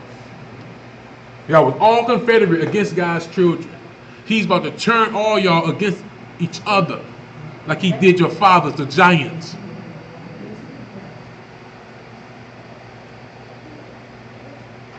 The men that were at peace with thee have deceived thee and prevailed against thee. They that eat thy bread have laid a wound under thee. There is none understanding in him. Should I not in that day, says the Most High, even destroy the wise men out of Edom, the understanding out of the mount of Esau, and thy mighty man, O Tema, shall be dismayed, to the end that everyone of the mount of Esau may be cut off by slaughter. It's not talking about all Esau. It says the hierarchy of Esau, your royal family, these presidents, these who are the elite of the world, who will not serve the Most High God for nothing. You know, he'll give you an opportunity like he gave Nimrod. You just like him. Pharaoh. For the violence against thy brother Jacob, shame shall cover thee. For the violence against thy brother Jacob, shame will cover thee. And thou shalt be cut off forever. In the day that thou stoodest on the other side, in the day that the strangers carried away captive his portions, all our riches that you have right now belongs to us. The Most High is telling you that you have robbed his children, robbed our temples. And foreigners enter into his gates and cast lot upon Jerusalem. You Jewish people, he's talking about you. That's not your land. You have cast lots on the Holy Land that was given to the seed of Jacob, and ain't none of y'all the seed of Jacob, not one. But thou should have not looked upon the day of thy brother in the day that he became a stranger. Neither should thou have rejoiced over the children of Judah in the day of their destruction. Neither should thou have spoken proudly in the day of our distress. I'm going to stop right there and get back to the lesson. But it's showing you that's why the Most High is going to judge these nations. Yes. Obadiah chapter 1. Let's get it. So I'm just putting it out there. The Most High has put it out there saying that don't think you have gotten away. All the blood of the righteous prophets y'all have caused. Yes. The Most High will recompense you if you do not repent and follow what we are teaching today. Read. Genesis chapter 15, verse 15. And thou shalt go to thy fathers in peace. Thou shalt be buried in good old age. But in the fourth generation there shall come hither again, for the iniquity of the Amorites is not yet full. The iniquity of the Amorites is not yet full, but guess what, people?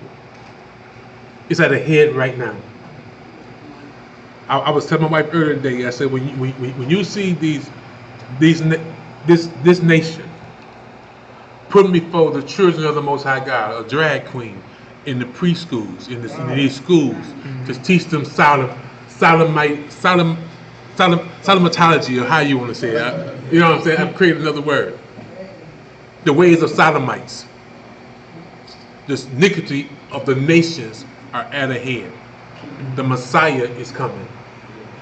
Okay? He's at the door. But let's go.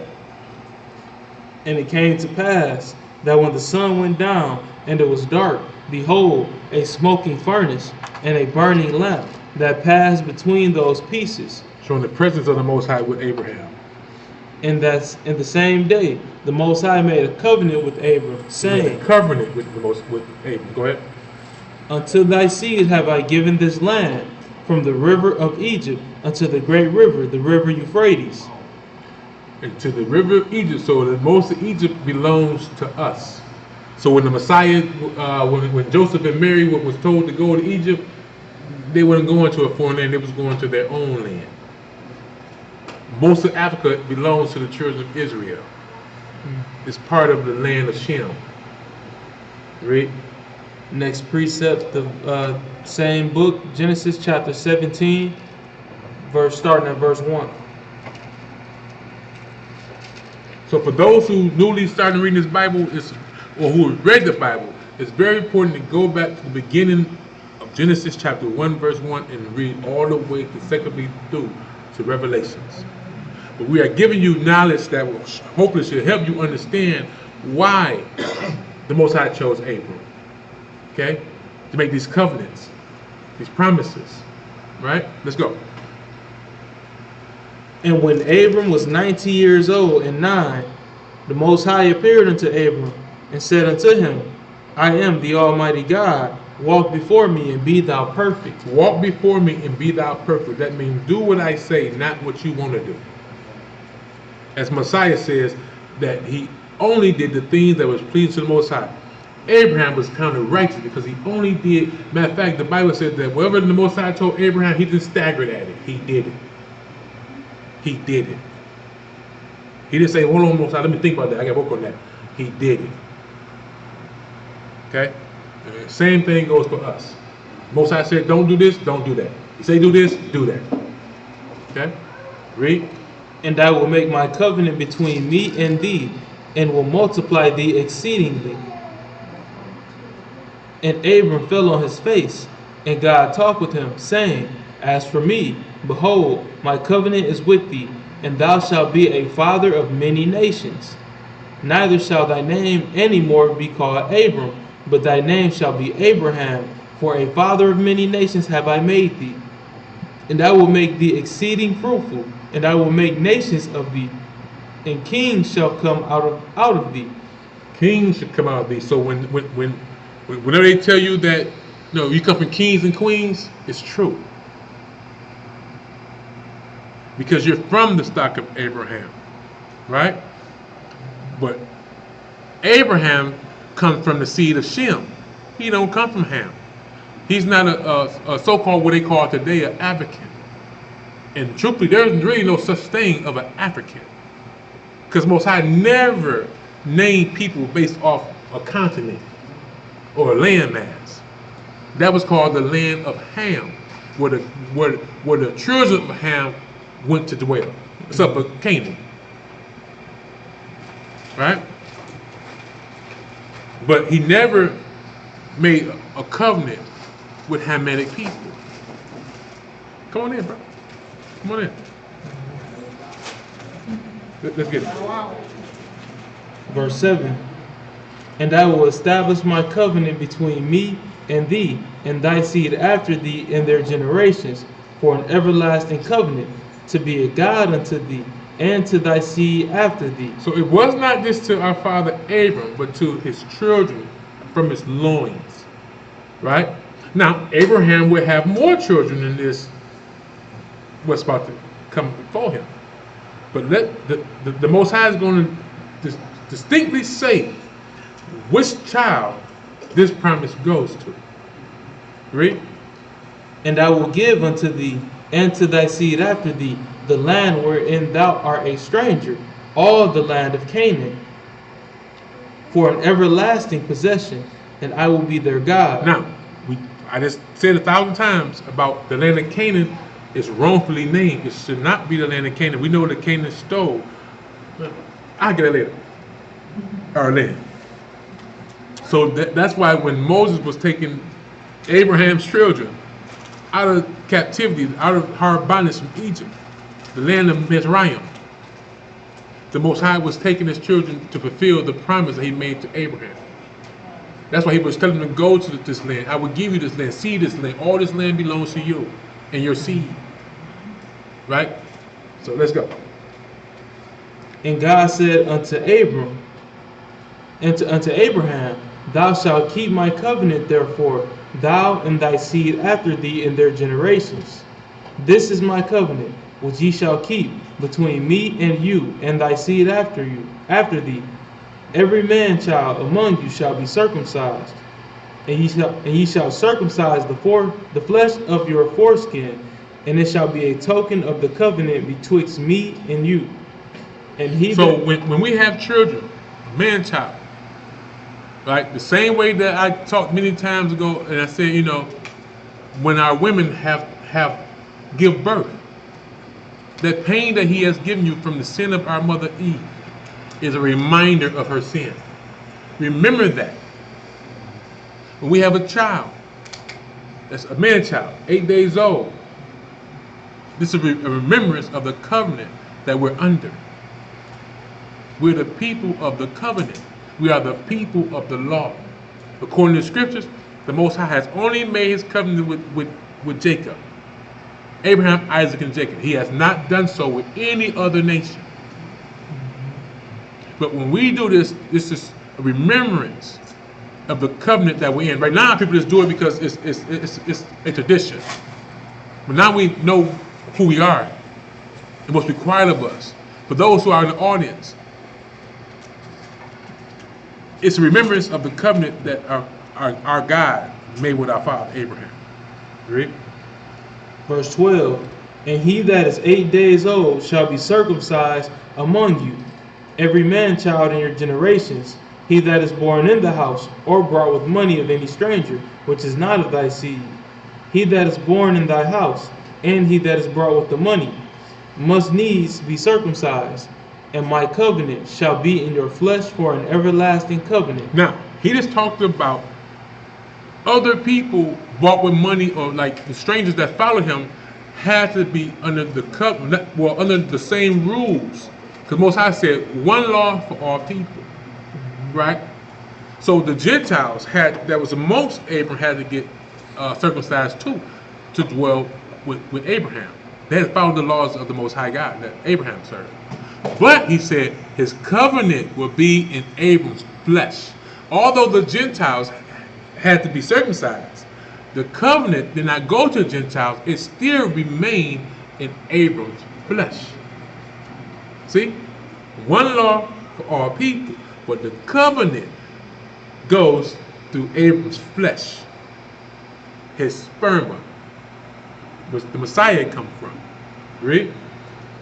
Verse 14, and the uncircumcised man child, whose flesh of his foreskin is not circumcised, that soul shall be cut off from his people. So if it's a person living within the house of Abraham who do not want to do this, Abraham is to cast them out of his house. They have broken the covenant, the command of the Most High. Okay? Right? He hath broken my covenant. And the Most High said unto Abraham, for Sarai thy wife, thou shalt not call her name Sarai, but Sarah shall her name be.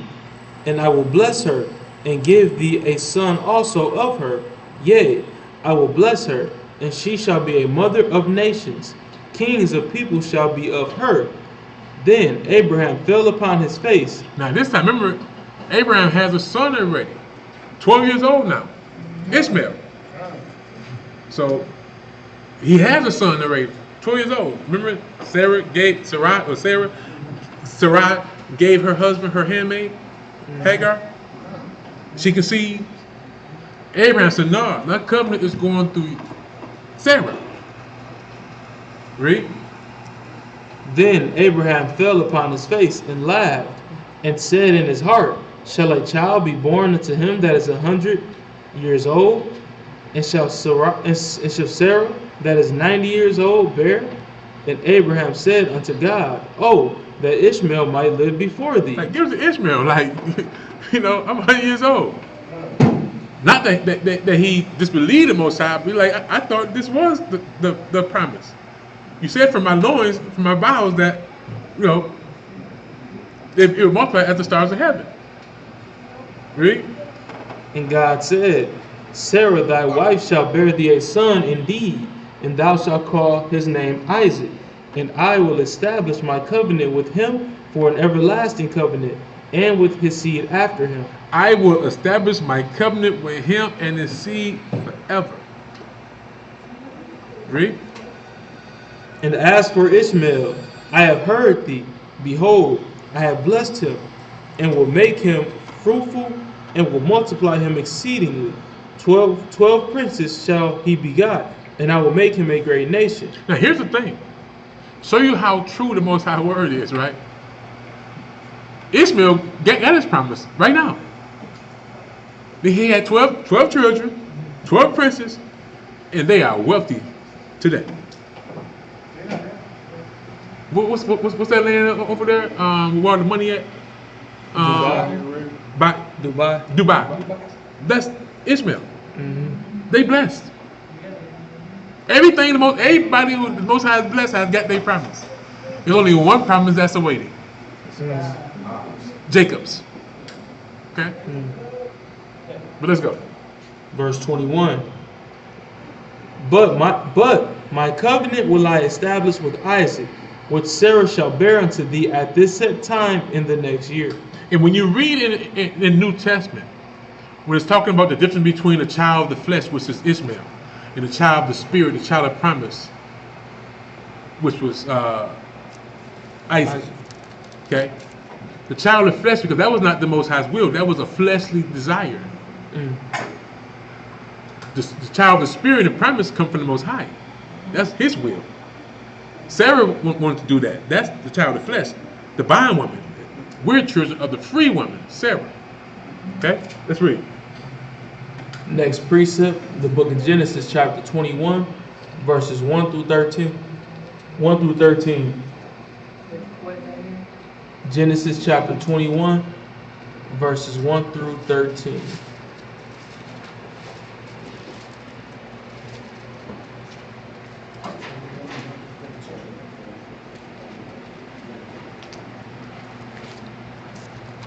And it reads, and the Most High visited Sarah as he had said, and the Most High did unto Sarah as he had spoken.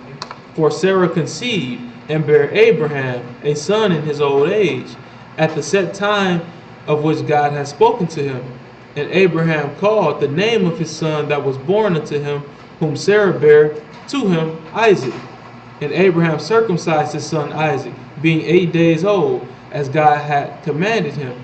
And Abraham was 100 years old when his son Isaac was born unto him. And Sarah said, God hath made me to laugh. Now listen to the joy of our mother Sarah. Finally, after 90 years, she have a son. Okay? Go. So that all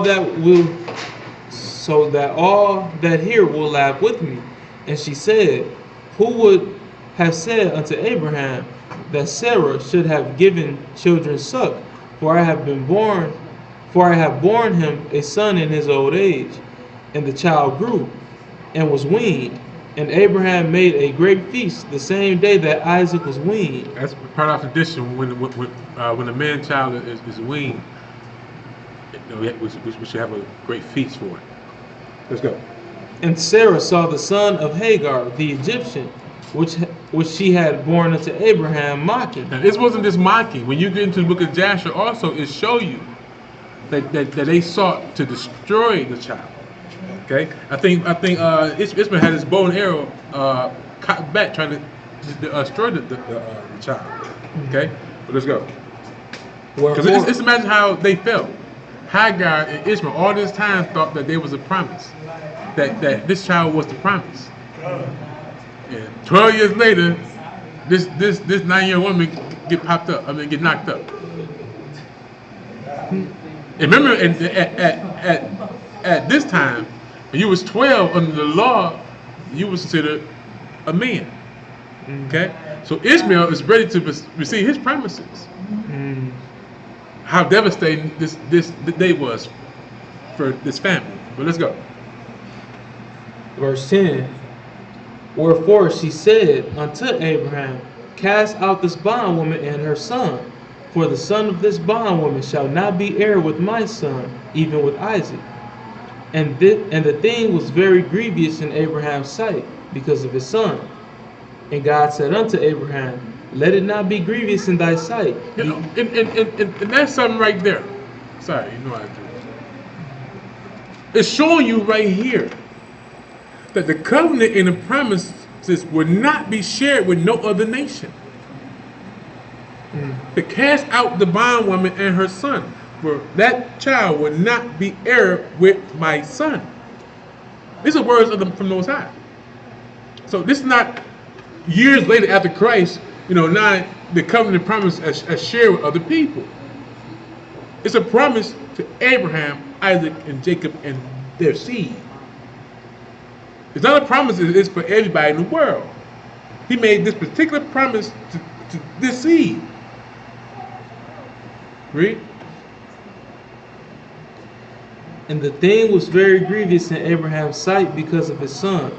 And God said unto Abraham, let it not be grievous in thy sight because of the lad, and because of thy bondwoman. And all that Sarah hath said unto thee, hearken unto her voice. For in Isaac shall thy seed be called. For in Isaac shall thy seed be called. In Isaac shall the Messiah come. Y'all understand that? That's why when Abraham and Sarah traveled and they went to a land, and when the king took Sarah, the Most High put plagues on them because that seed is not supposed to be contaminated, because Messiah will come through that seed. Okay, Isaac the same way. He came and they took Rebekah. They gave him. The Most High came and plagued them. He gave him Isaac's wife back. He had dreams, terrifying dreams. They said, "Man, why you lie to me?" No, she's my sister. She really is a sister. I said, "But anyway, let's go."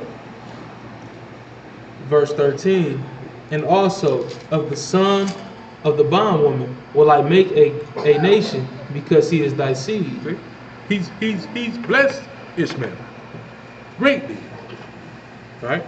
Next precept. Chapter 22, verses 1 and 2, and 15 through 18. And it came to pass after these things that God did tempt Abraham. Now, in the book of Jasher, it goes into greater depth in this situation. The Most High said he has not tempted any man, right? Well, Ishmael and Isaac was having a conversation. And Isaac was saying that if the Most High, ever chose to use him as a sacrifice, he would greatly do it. It said Satan heard that, right, and tempted, Isaac with this, right? His own words.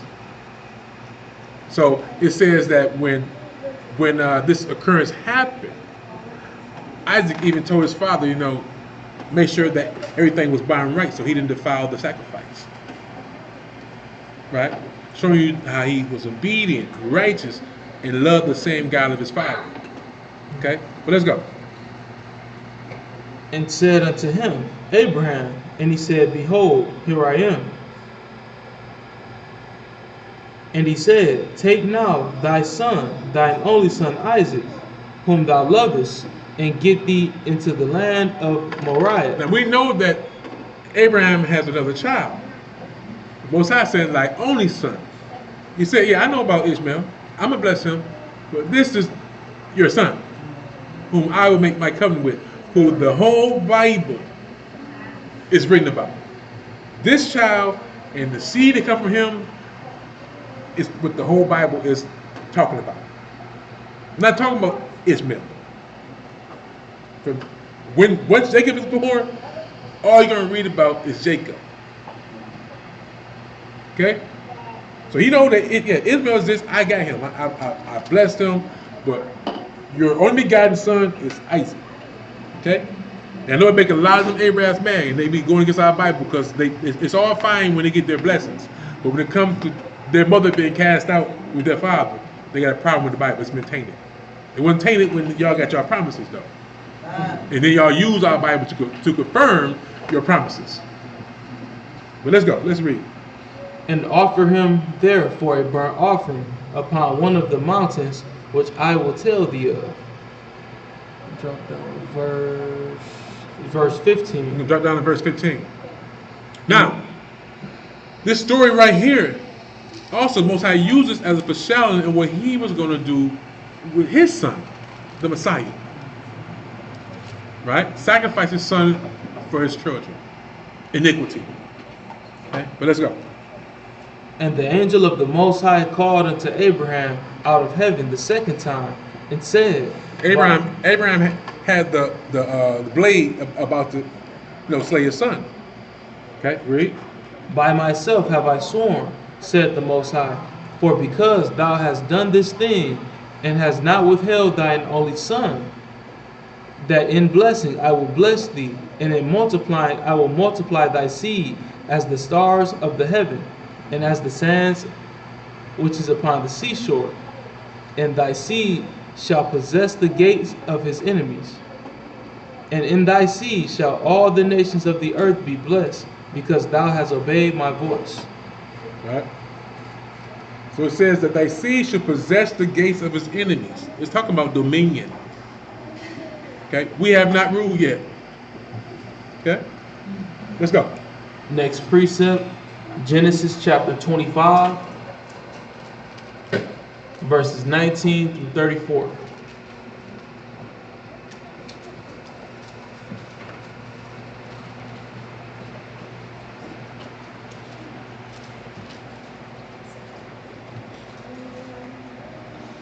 And it reads,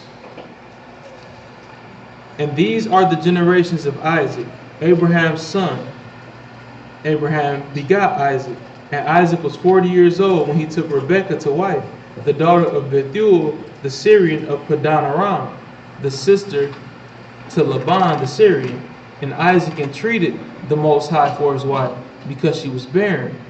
And the Most High was entreated of him, and Rebekah his wife conceived, and the children struggled together within her. So she has twins in her womb fighting.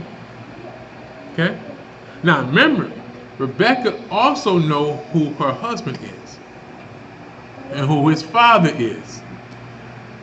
Abraham's so-called fame was noise abroad. The whole earth knew about Abram being the servant of the God of heaven and earth, and Isaac as well. This was not a hidden secret. All the lands feared and knew about Abraham, okay, and Isaac. So Rebekah, like Sarah, understood the promise and covenant of Isaac's father, which goes down to him. Read. And the children struggled together within her, and she said, if it be so, why am I thus? If it be so. See, you need to understand what she's saying. If this be the promised seed, why am I in so much pain? These children in her womb fighting. If it be so, like, it should be a blessing. It is a blessing, but she's going through tremendous, excruciating pain. Right? Read. And she went to inquire of the Most High. And the Most High said unto her, 2 nations are in thy womb. 2 nationalities are in your womb. And this is the origin of red people, or so-called white people. Before this right here, there was no white people, so-called white people, who the Most High called red, on the face of the earth. Not one of them. This is the birth of your father, Esau. Read. And 2 manner of people shall be separated from thy bowels. 2 manner of people. We are totally opposite one from the other. Whole different culture, way of life, way of thinking. Read. And the one people shall be stronger than the other people. The one people should be stronger than other people. Well, who do you see? Born. Right. They admire the stature, the physique of the children of God. They admire the stature and the physique of the daughters of God. They getting shots and trying to get their bodies like the daughters of Zion. Lips. What they so-called used to paint in media that they hated so bad, they actually love so much. They envy it. It says that people be more faster, stronger, everything than Esau. Turn your TV on in a few weeks when the NFL start. Who do you see on the fields? Jacob. Because they're stronger than the other people.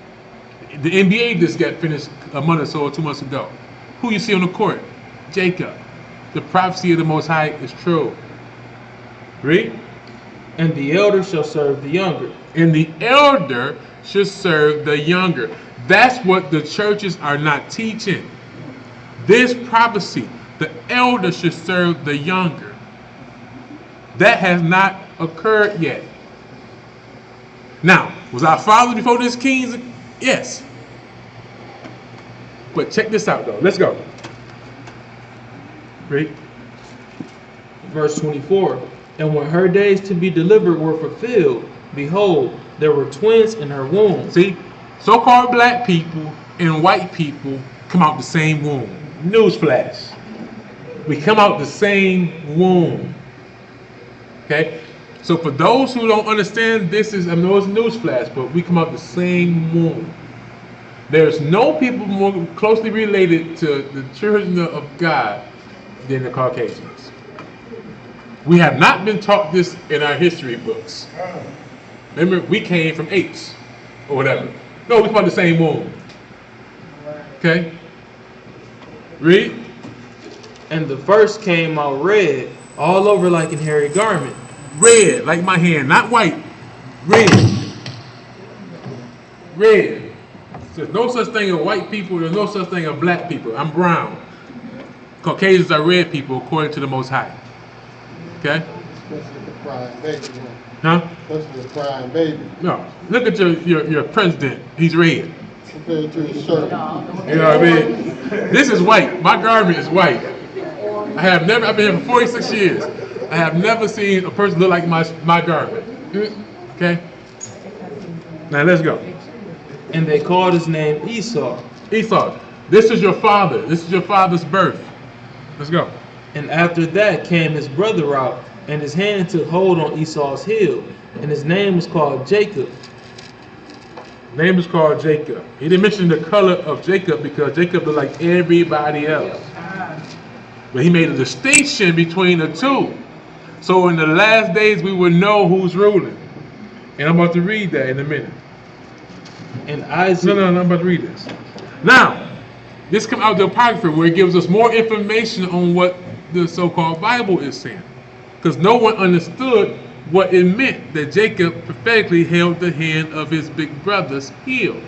Well, the Most High is about to tell us why he caused that to happen as a sign for his children to understand their place in prophecy, in time.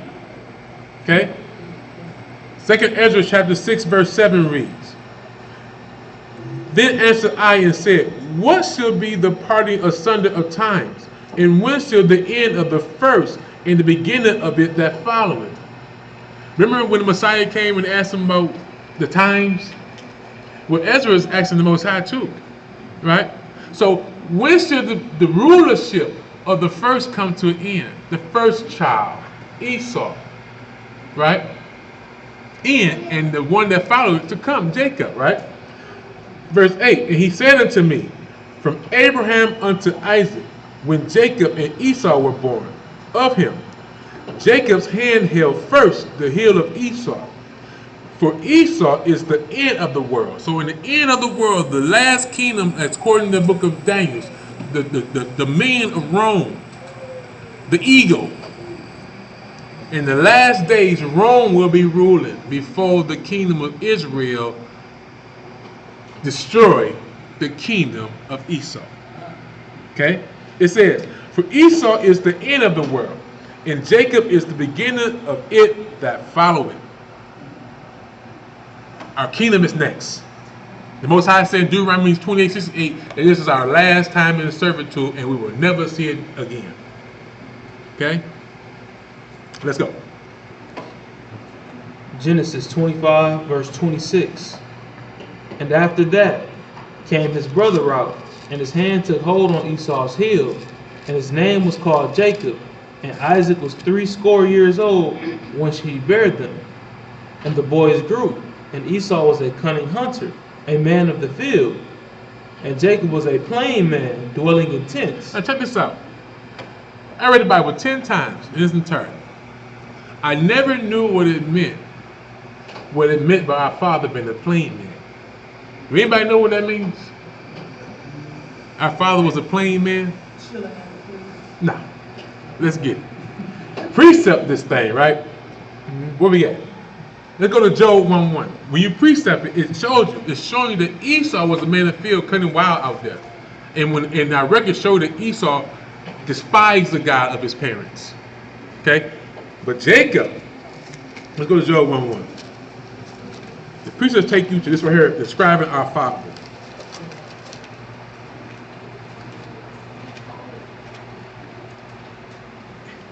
When you precept it, goes to Job 1:1 and says, there was a man in the land of Uz, whose name was Job. Now, this is what the precept is telling us. And that man was perfect and upright, and one that feared the Most High and eschewed evil. So our father Jacob was upright and perfect in heart with the Most High, and he hated evil, just like his fathers. Okay. The next precept takes us to Genesis 6:9. Oh, No, yeah. Genesis 6:9.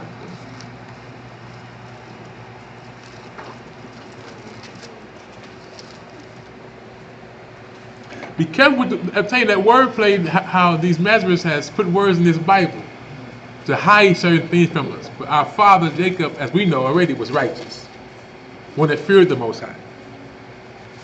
6:9 says, these are the generations of Noah. Noah was a just man, perfect in his generations, and Noah walked with the Most High. So it's showing through the precepts what it means when it says a plain man, a righteous man, an upright man, one who walked and feared the Most High God, walked with him. Our father. That's why the Most High told Rebekah, his mother, that the elder would serve the younger, because the promises would not go to the firstborn, because the youngest child would be the righteous one, the first one would be wicked. And that's why he caused all those things to occur with the birthright and all that kind of stuff, because the scriptures say Esau despised his birthright. Okay, but let's go. Let's get that. Verse 28. And Isaac loved Esau, because he did eat of his venison, but Rebekah loved Jacob. She knew which child was the promise. The Most High told her. Okay, let's go. And Jacob sowed pottage, and Esau came from the field, and he was faint. Now, according to our records, what's going on right now with Esau had just killed Nimrod. He was in the field hunting. He killed Nimrod and was running from Nimrod's men. So that's why it's important to have our records to know, like, what was Esau doing? Why was he running? Why was he faint? And why was he fearing for his life? Esau's army was coming to destroy. Nimrod's. Thank you. Nimrod's army was coming to destroy the killer of their king. Okay, read. Verse 30. And Esau said to Jacob, feed me, I pray thee, with that same red pottage, for I am faint. Therefore was his name called Edom. Now that red pottage is raw meat. And the Most High shows us things in the Bible to show the attributes of our fathers. His children right now today love raw meat. Right? They're cunning hunters. The rarer the better for them. Right? They're just like their father. Right? Let's go. For I am faint. Therefore was his name called Edom. And Jacob said, Edom means red. Red man. Read. Sell me this day thy birthright. And Esau said, behold, I am at the point to die, And what profit shall this birthright do to me? Now let's break this down, right? It's showing us that Esau had no faith in the Most High. Because all before this, the Most High, he saved his father, his grandfather, right?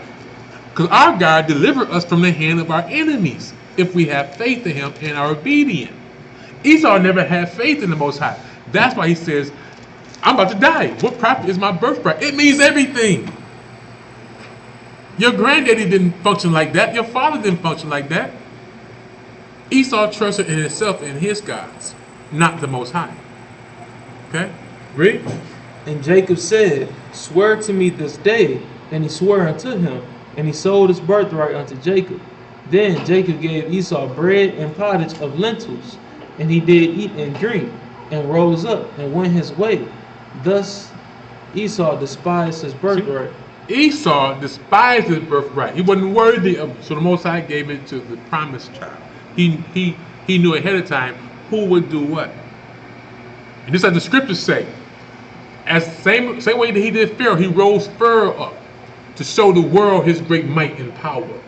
So he raised up a nation out of the same womb as a promised child, to raise them up, make them powerful on earth. Because when he destroyed them, he's going to show his power, his might, and his mercy to the whole world, to the promised children, for the promised children, to the whole world. Okay? Next precept. Is that Genesis 26? Where we at? Yep, right here. Yep. Genesis 26, 1 through 5.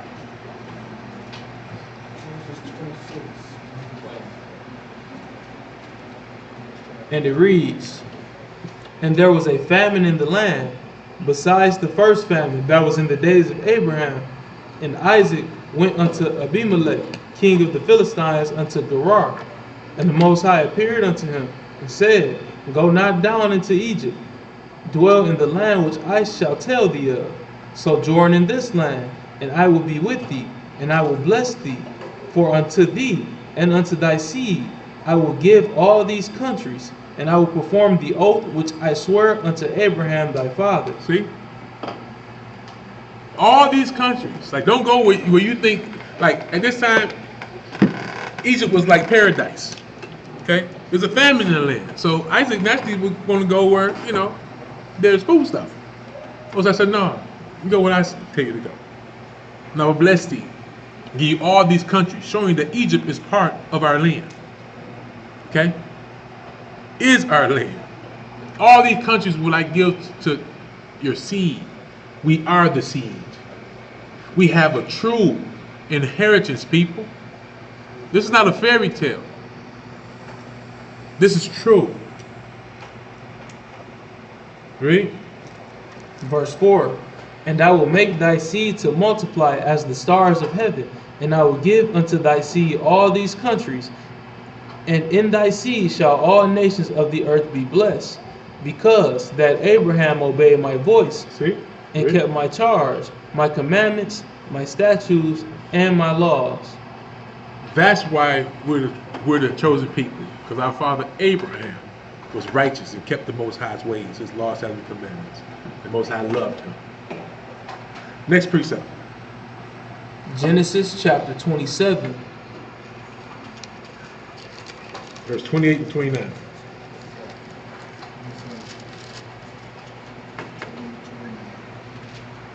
And it reads, Therefore God give thee of the dew of heaven, and the fatness of the earth, and plenty of corn and wine. The Most High will give us everything our hearts desire. Okay, read. Let people serve thee. Let people serve thee. Remember I talked about this dominion? Jacob's kingdom is next. Read. And nations bow down to thee. Be Lord over thy brethren, and let thy mother's sons bow down to thee. Cursed be everyone that curseth thee, and blessed be he that blesseth thee. Next precept. Verse 37 Verse 37 to 34, same chapter. through 41. 41. Yeah. 37 through Now, 30 through what 41. happened right here, this is a story of when Isaac was about to die. He was old, dim, his eyes was dim. The Most High put his mother Rebecca in the right place at the right time to hear what Isaac was about to do, to prevent. Because once our fathers put their hand on their thigh and gave that blessing, it was the oath of the Most High. It happened just as they said. So the Most High stopped the blessings from going to Esau into his son Jacob. So Isaac has just told Esau to go out in the field and bring him venison and make him a nice meal. He about to bless him because he was about to die. You know? So Rebecca heard that and told Jacob to do that, right? But Esau out in the field, the Most High made it difficult for him to bring some home while he supplied the venison or the goats for Jacob. So the Most High blessed Jacob to continue the promise that he swore to his father Abraham. Now Isaac has returned to the house and made his meal. Let's go. Verse 37. And Isaac answered and said unto Esau, Behold, I have made him thy Lord. So Jacob would be Lord, master over his brother Esau. Read. And all his brethren have I given to him for servants, and with corn and wine have I sustained him. And what shall I do now unto thee, my son? And Esau said unto his father, Hast thou but one blessing, my father? Bless me, even me also, O my father. And Esau lifted up his voice and wept. And Isaac his father answered and said unto him, Behold, thy dwelling shall be the fatness of the earth, and of the dew of heaven as the dew of heaven from above. And by thy sword shalt thou live. So when you wonder why the Romans always are fighting wars, conquering things, everywhere they went, they fought a war because they're fulfilling prophecy. By the sword that these people live. That's why they stay in a perpetual war.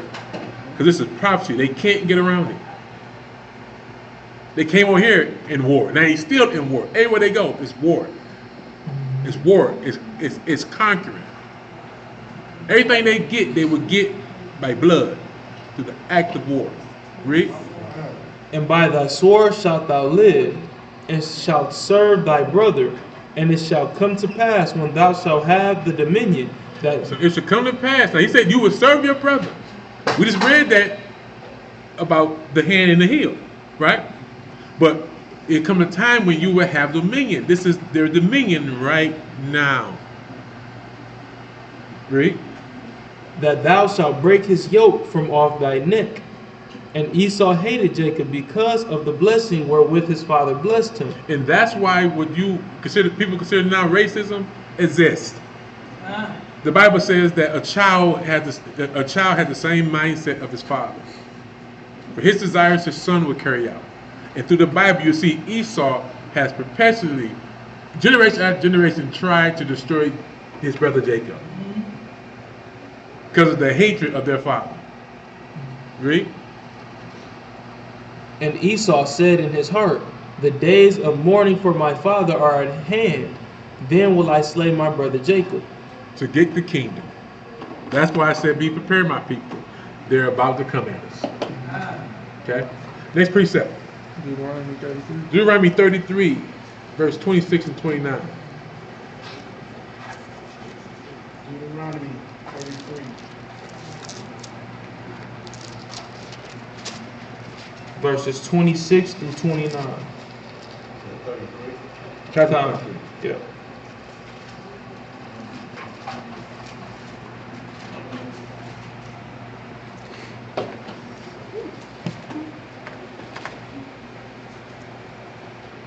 Talking about the blessings and the privilege it is to be of the stock of Jacob. Okay? Let's go. And it reads, There is none like unto the God of Jeshurun. Jeshurun is another name for Jerusalem. Okay? Remember he said the God of Jerusalem, the God of Jacob. Okay? What verse is that? 26. Again, it's showing through the whole Bible that the Most High, the God of heaven and earth, has never proclaimed to be the God of the whole earth. Not one time in the Bible can you find that. He said, I'm the God of the Hebrews, the God of Abraham, Isaac, and Jacob and their seed. And that's what we're reading right now. Let's get it. There's none like our God because he's the only true God. who rideth upon the heaven in thy help, and in his excellency on the sky. The eternal God is thy refuge, The eternal God is our refuge, y'all. Read. and underneath are the everlasting arms, and he shall thrust out the enemy from before thee, and shall say, Destroy them. Israel then shall dwell in safety alone. Israel then should dwell in safety alone. That's salvation. Showing you that the Most High, this is prophecy. The Most High has not destroyed his people or forgotten his promises. In the end of this thing, y'all, those who are obedient to the Most High will experience this prophecy being fulfilled. Israel will dwell in our homeland in safety forever, according to the promises and the covenant the Most High made to our father Abraham. Let's go. Israel then shall dwell in safety alone. The fountain of Jacob shall be upon a land of corn and wine. Also his heavens shall drop down dew. Happy art thou, O Israel, who is like unto thee, O people saved by the Most High, the shield of thy help, and who is the sword of thy excellency, and thine enemies shall be found liars unto thee. The enemies should be found liars. Did not the Messiah call them liars? Even their own people, the Bible prophesied, it says, surely our father have inherited lies. Gods of vanity. Teach us about the God of Jacob.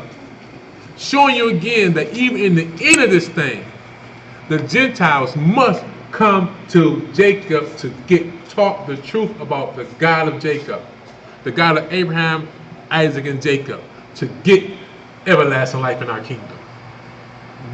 You cannot get it from a Gentile. You can't. And that's just factual. Let's go. And thou shalt tread upon their high places. Next precept. Genesis 28. The book of Genesis, chapter 28, verses 12 through 15, and 20 through 22. Almost there, Pete. Say it again, brother. Genesis chapter 28, 12 through 15, and 20 through 22.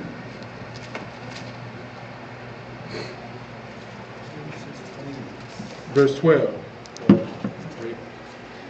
And it reads, Come on, our father Jacob. They call it Jacob's ladder. Let's go. And he dreamed, and behold, a ladder set up on the earth, and the top of it reached to heaven. And behold, the angels of God ascending and descending on it. And behold, the Most High stood above it, and said, I am a high God of Abraham, thy father, and the God of Isaac. So he's not claiming to be the God of the whole world. And this is showing that, as the Bible says, that the Most High is known in Judah. He gave his laws, statutes, commandments to Jacob, showing that we are the only nation that has angelic protection and guidance. Read. The land whereon thou liest, to thee will I give it, and to thy seed. And thy seed shall be as the dust of the earth, and thou shalt spread abroad to the west and to the east, and to the north and to the south. And in thee and in thy seed shall all the families of the earth be blessed. And behold, I am with thee, and I will keep thee in all places whither thou goest. I will protect you in all places that you go. Read. And will bring thee again into this land. Will bring you, not our father, but us. We will go back home led by the Messiah. So all those right now who know they're Israel, that's going over to Israel, it's not the time and place for it. He says, don't go over there right now. He's about to destroy it. When we go back home, we'll be led by the Messiah. Read. For I will not leave thee until I have done that which I have spoken to thee of. Verse 20. And Jacob vowed a vow, saying, if God will be with me, and will keep me in this way that I go, and will give me bread to eat, and raiment to put on, so that I come again to my father's house in peace. Then shall Ahiah be my God, and this stone which I have set for a pillar shall be God's house. And of all that thou shalt give me, I will surely give the tenth unto thee. Okay. Next, 2 Kings. 2 Kings. Now, show you how the Most High said, I will keep thee, that means protect you. Right? We're going to read a couple more precepts, we'll be done. But how this people is the only people on earth who have ever had angelic protection. Okay? Let's go. 2 Kings chapter 6, verse 15 through 18. And the other nations know this.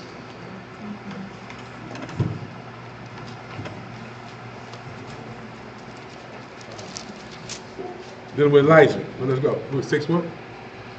15. And it reads, And when the servant of the man of God was risen early, 6 verse 15. 2 Kings. and when the servant of the man of God was risen early and gone forth, behold, an host compassed the city, both with horses and chariots. And the servant said unto him, Alas, my master, how shall we do? And he answered, So now they're compassed with stronger forces, many men, tripling the number of them. So he said, how will we get through this? Check out what Elijah said. And he answered, Fear not, for they that be with us are more than they that be with them. They that be with us. This is the Most High fulfilling his word he made to our fathers. Okay? Even to this day, those that are beaten, we have angelic protection. He promised to protect the seed. Read. And Elijah prayed and said, Lord, I pray thee, open his eyes that he may see. And the Lord opened the eyes of the young man, and he saw, and behold, the mountain was full of horses and chariots of fire round about Elisha. The mountains were full of what? The mountains were full of horses and chariots of fire. Angels. Angels sitting in horses' fire. I'm telling you, everything in heaven is in earth. These are angels sitting on horses of fire. And angels are stones of fire with a sword of gold, ready to get busy for the Most High. Protect his children. Read. And when they came down to him, Elisha prayed unto the Most High and said, Smite this people, I pray thee, with blindness. And he smote them with blindness, according to the word of Elisha. Okay. So let's go to the Potiphar. I think this. What Maccabees is this? Let me see. I think it's 2nd Maccabees. Let me see. Yep, 2nd Maccabees, chapter 8. Show you that throughout history, and this is what our people know, y'all. I'm trying to tell you, our people just don't know how important they are. The Most High sent his angels, he gives angels a charge to protect us, to fulfill the prophecy, the promises that he had made to our fathers.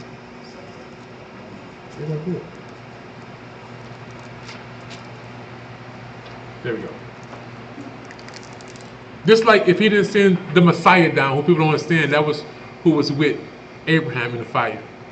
When Daniel was in the fire, it was the Messiah that was down there with him. Okay? To protect his children. But let's go. 2 Maccabees chapter 8, starting at verse 34. As for that, Now this is the time of the Grecians, which in our regular Bible, 66 books, leave out. The book of Maccabees it starts with the ruler of the third beast according to the book of Daniel, the Grecian Empire. They took it out, but here it is. So our brother Judas Maccabees and his family, they've been warring with these people for a long time. Let's go. as for that, most ungracious, Where you at? 8:34. 35. Where we at? 8:30. Okay. I'm sorry, go ahead. As for that, most ungracious Nicanor, who had brought 1,000 merchants to buy the Jews, he was through the help of the Most High brought down by them, of whom he made least account. and putting off his glorious apparel, and discharging his company, he came like a fugitive servant through the midland unto Antioch, having very great dishonor, for that his host was destroyed. Thus he that took upon him to make good of the Romans their tribute by means of the captives in Jerusalem, told abroad that the Jews had God to fight for them. Who? Now he witnessed this. He going back and tell them, look, the Jews have the true God of the universe fighting for them. That's why his whole army just got this story. Go. And therefore they could not be hurt. And therefore they cannot be hurt. Right? Because they followed the laws that he gave them. Now see, that's again why we have to understand why our people do not, these people teaching that the law is done away with. Because when we follow the law, the angels protect these people. Mm-hmm. So you stop them for serving their laws, they have no protection. They're easy prey. That's why this whole system is designed against the law. And you are the hidden people of the Bible. Here's an enemy telling the people to say faith with the Romans, that they have the most high God, who's greater than all our gods. And you cannot hurt them no matter what you do. They can have 10 people, you can have 10,000. The angel will come down and fight these people as long as they follow his laws. Okay? Next precept. 2 Maccabees chapter 10, verse 28 to 31. I'm just showing you times in history where the angels fought for our people. Even in the Bible, you can go all through Kings and when David was fighting the wars and his mighty men, that's all it was, angelic protection. Okay, but let's go. And it reads, Now the sun being newly risen, they joined both together, the one part having together with their virtue their refuge also unto the Most High, for a pledge of their success and victory, the other side making the rage leader of their battle. But when the battle waxed strong, there appeared unto the enemies from heaven. From where? From heaven. From heaven. 5 comely men upon horses, with girdles, with bridles, Angels of gold, and 2 of them led the Jews, and took Maccabeus twixt them between them, and converted him on every side, and covered him on every side with their weapons, and kept him safe, but shot arrows and lightning against the enemies, so that being confounded with blindness and full of trouble, they were killed. And there were slain of footmen 20,000, and 500 and 600 horsemen. Showing you, y'all, keeping these laws, commandments really do matter. Right? When David went to war and our foreparents went to war, who was obedient, none of us got hurt. We had angelic protection. Okay? Next precept. Same book, chapter 11, verses 6 through 14. And it reads, Now when they that were with Maccabeus heard that he besieged the holds, they and all the people with lamentation and tears besought the Most High that he would send a good angel to deliver Israel. See? Let's see how our people understand our God. You're reading our history. Whenever we would want to act right, we would fast, throw sackcloth, put ashes on our head, and get to praying to the Most High for help. Knowing where our help comes from. Okay? Let's go. Then Maccabeus himself, first of all, took weapons, exhorting the others that they would jeopard themselves together with him to help their brethren. So they went forth together with a willing mind. And as they were at Jerusalem, there appeared before them on horseback one in white clothing, shaking his armor of gold. Another angel. Then they praised the merciful God altogether, and took heart in so much that they were ready. Build confidence. When they saw the angel, they was ready to go there. Right? Go. That they were ready not only to fight with men, but with most cruel beasts. Because they came with elephants and all kind of stuff. Dragons. Well, let's go. and to pierce through walls of iron. Thus they marched forward in their armor, having an helper from heaven. For the Most High was merciful unto them, and giving a charge upon their enemies like lions, they slew 11,000 footmen and 1,600 horsemen, and put all other men to flight. Many of them also, being wounded, escaped naked, and Lysias himself fled away shamefully, and so escaped. Who, as he was a man of understanding, casting with himself what loss he had, and considering that the Hebrews could not be overcome. Considering that the Hebrews could not be overcome, because the Almighty God helped them, he sent unto them. You understand what I'm saying, people? This is our God. The God of the Hebrews. We are Hebrews. And for those who know what the Hebrew means, that's a relation of Eber. Okay? Abraham was known as the Hebrew because he comes from Eber, still from the bloodline itself. Okay? So, the God, he said, I'm the God of the Hebrews. Again, there's an advantage to being a Jew. We're going to get to that in a minute, but let's go. And persuaded them to agree to all reasonable conditions, and promised that he will persuade the king that he must needs be a friend unto them. See, these are people going and telling other nations and kingdoms about these people who are less than all the other nations. When we read about these nations fleeing, it's only like 10,000 of us. It's hundreds of thousands of people that's fleeing. But they got angels fighting, and Most High put the fear of him in them, and they fleeing naked, running, they drop anything and take rocks. But showing you this is our real history. This is what they have hidden from us.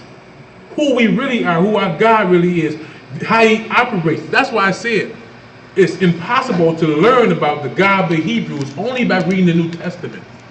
Because the Old Testament is showing you how he operates for these people. These are the only people on earth that can proclaim this. You cannot find nowhere in history where the Most High was helping the Romans, the Assyrians. You can't find that. The Amorites, you can't find it. It's only the seed of Abram, Isaac, and Jacob. Okay? Next precept. Same book, chapter 12, verse 11. And that's why I say when the Messiah comes, we get the victory. Okay? Because our God fights for us. What's that? Chapter 12? Whereupon there was a very sore battle, but Judas's side by the help of God got the victory, so that the nomads of Arabia, being overcome, besought Judas for peace, promising both to give him cattle and to pleasure him otherwise. See that? They're making treaties with us, fearing their destruction. So for those who don't know, the whole land used to fear us. See how they turned it all around? Now we're fearing them. Because we have been without our God for a long time, people. We have abandoned his laws, statutes, and commandments. Again, thinking each man can go his own way. You can't. You are in a contract with the Most High. Because of our father Abraham, who we learned about earlier today. Next precept. Verse 14. But they that were within it put such trust in the strength of the walls and provision of victuals, that they behaved themselves rudely toward them that were with Judas, railing and blaspheming, and uttering such words as were not to be spoken. And they trusted in what they built. They get a castle, that big old wall, 42, you know what I'm saying? It don't matter when the Most High is fighting you. What you do? Keep reading. Wherefore Judas with his company, calling upon the great Lord of the world, Calling to who? the Most High, Yeah. who without any rams or engines of war did cast down Jericho in the time of Joshua, gave a fierce assault against the walls. Burned down by shouting. Read. and took the city by the will of God, and made unspeakable slaughters, and so as much that a lake 2 furlongs broad near adjoining thereunto, being filled full, was seen running with blood. With blood. Tell you, the angels will be playing. Okay? Verse 20. A river of blood. I'm almost there. Let's go. Verse 20. And Maccabeus ranged his army by bands, and set them over the bands, and went against Timotheus, who had about him 120,000 footmen of men afoot, and 2,500 horsemen. Now when Timotheus had knowledge of Judas's coming, he sent the women and children and the other baggage unto a fortress called Carnion, for the town was hard to besiege and uneasy to come unto, by reason of the straightness of all the places. But when Judas his first band came in sight, the enemies, being smitten with fear and terror through the appearing of him that seeth all things, fled amain, one running this way, another that way, so as that they were often hurt of their own men, and wounded with the points of their own swords. We talking about 100-some thousand people seeing one man in his little army, fleeing at the sight of him, knowing who he is. Okay? Trying to, hey, it's such a haste they kill each other. Okay? 35 verse 9 to 12. We're gonna read 2 more precepts and we out. Is that Genesis or is that? No, that's Maccabees. I think. No, it's you right. It's Genesis. The book of Genesis, chapter 35, verse 9 through 12. Back in Genesis 25. 35 times. Yep.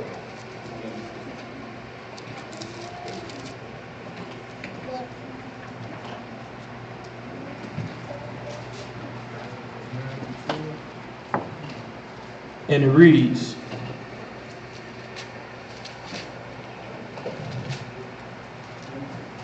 and the Most High appeared unto Jacob again when he came out from Padan Aram, and blessed him. And the Most High said unto him, thy name is Jacob, thy name shall not be called any more Jacob, but Israel shall be thy name. Now, at first he had the name Jacob because it says Jacob Ayaquat means a supplanter, the supplanter. So through the prophecy of the Most High, Jacob had to supplant his brother for the birthright. So Jacob has to fulfill the prophetic meaning of his name. Now the Most High changed his name to give him Yasha'alan, which is Israel, a prince of God. So now Jacob's children are princes of God, rulers, joint heirs with the Messiah to come. Okay? And that prophecy must be fulfilled as well. But let's go. Thy name shall not be called any more Jacob, but Israel shall be thy name. And he called his name Israel. And God said unto him, I am Ahia Almighty. Be fruitful and multiply. A nation and a company of nations shall be of thee, and kings shall come out of thy loins. And the land which I gave Abraham and Isaac, to thee I will give it, and to thy seed after thee will I give the land. That's a promise, y'all. Right? We're going back home to Jerusalem. New Jerusalem at that. When it's purified by fire, and Zion, the true Zion, will come down with the Messiah, from the Messiah out of heaven. Okay? Now, I made some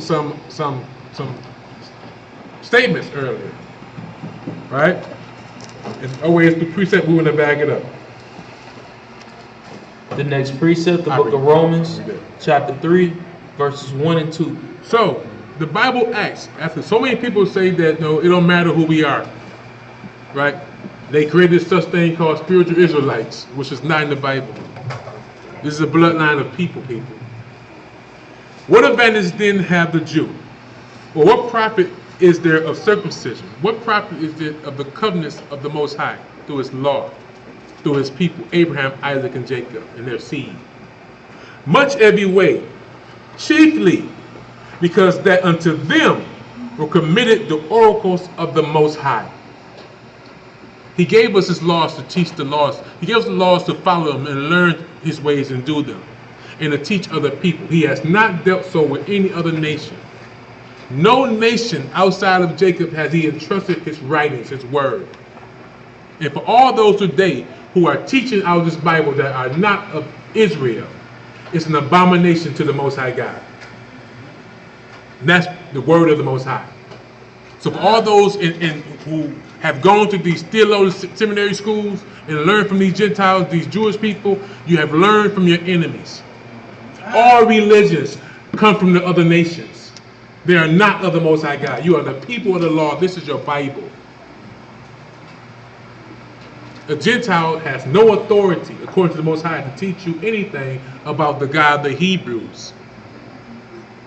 Last precept, to back that up. Listen to what the Most High say. Romans chapter 9, verse 4. Who are Israelites? Who are Israelites, y'all? Children of Israel. Children of Jacob, the 12 tribes of Israel, their sons, their daughters, they're Israelites. To whom pertaineth the adoption? What adoption? The Most High turned his back on us, we turned our back on him. We said, we want to go a whoring and go on the strange gods. Go ahead. You're not my people. Christ had to come die for us to adopt us back into peace with the Most High God. He was angry at all of us. The adoption pertains to the Israelites, not the whole world. That's not in the Bible. Paul is making that clear right now. To Gentiles, let them know. Who are Israelites? To whom pertains the adoption and the glory? The glory is the kingdom. The kingdom to come that is promised from the Most High God to our fathers belongs to the Israelites. It's not shared with no other people. And the covenants we just read about all day today, pertains to the Israelites, no other people. And the giving of the law, he only gave the law according to Psalms 147, right? 19 and 20. To us. And the service of God, and that's the priesthood. The service of God, the teachers of the law belongs to the Israelites, to no other nation. So I was not using my own words by stating that. If you go into church, I'm sorry, if you got a white minister, he's of the devil. He's not an Israelite. The Bible calls him the minister of Satan. They're outside of their lane, teaching out of our Bible about, they teach you another God. They're not even teaching the God of the Hebrews. That's real. When the last days, it's no more, hey, all the smoke is blown out the window. We see things clearly now. If you don't believe, keep believing that, keep believing. Go ahead. Christ said, hey, let the wicked do wickedly. Keep believing what you believe in, and when the Messiah comes, you're going to be one of the ones who said, Lord, Lord. He said, get away from me. I never knew you, you workers of iniquity. Today we are his servants, teaching his word through the spirit of him, the truth. The service of God goes to the Israelites. It's to the Israelites. And for those women who want to be out here teaching out of this Bible, you cannot find a priest that's a woman in this Bible. The service of God goes to the priesthood, not a woman. Whether you like it or not, you can deny Paul all you want to. The service of God goes to the priesthood. Understand the order of the Most High. No woman can usurp the authority that the Most High has given a man. A woman cannot pray over a man, cannot prophesy over a man. All the priests through this Bible were men, not a woman. That's the spirit of Jezebel that is controlling this world. All you female pastors, you are like your mother, Jezebel. Just tell you the truth. That spirit is ruling right now. And that's what the Messiah says in the book of Revelations. He commended the brothers and he chastised my brothers. He said, because you did not tolerate that woman Jezebel. Jezebel been dead thousands of years ago. But that spirit in her is still operating. And for those churches that stood up and contended with the women who tried to be preachers and teachers, the Messiah commended them, and he warned those who was tolerating her.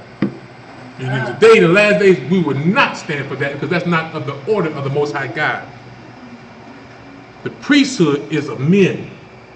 When the Messiah came, the Most High gave him 12 men. He said, I will make you fishermen of men. He never said that to a woman. Verse 4. Who are Israelites, to whom pertain the adoption, and the glory, and the covenants, and the giving of the law, and the service of God, and the promises.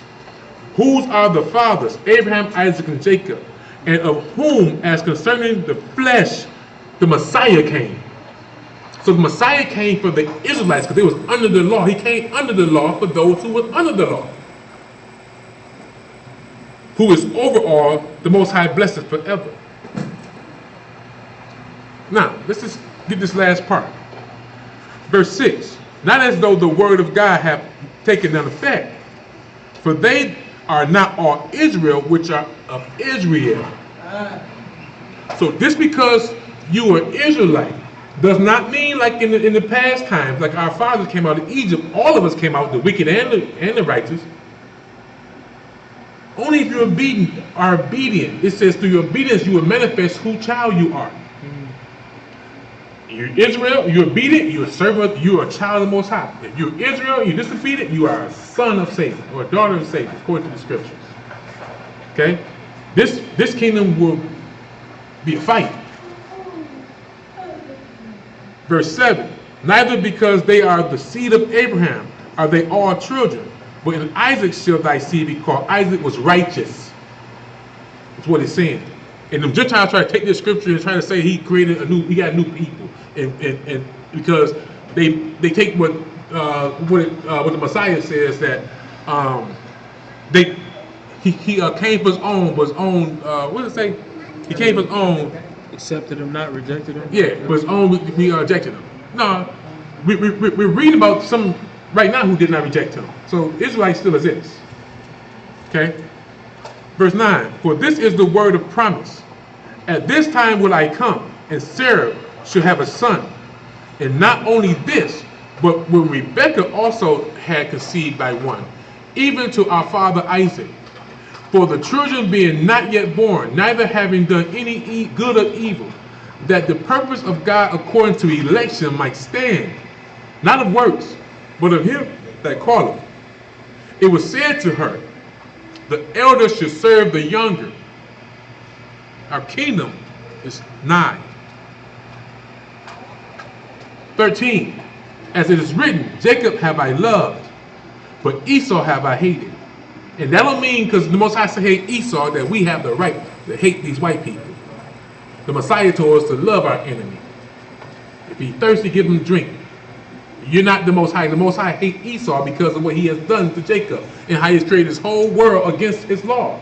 The same way that their father Esau, when Isaac told him not to go marry these Canaanites, these Hamitic people, he did it in despite of them. Esau has only gone against the will of the Most High. That's why the Most High hate him. And for those who know they're Israelites, if you go against the will of the Most High, the law of the Most High, he hates you too. Just to be clear with that. Verse 14. For what should we say then? Is there unrighteousness with the Most High? God forbid, which means no.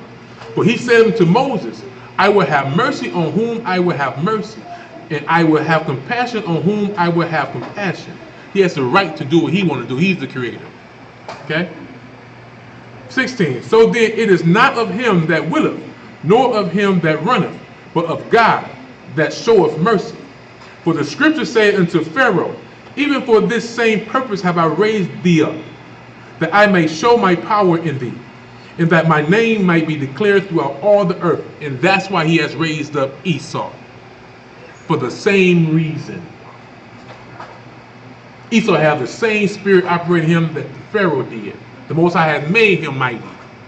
Right now they're boasting in their strength, their military might. Like they're the greatest people in the world, the greatest country in the world. Just as Pharaoh did back in Egyptian time. He's about to bring you down.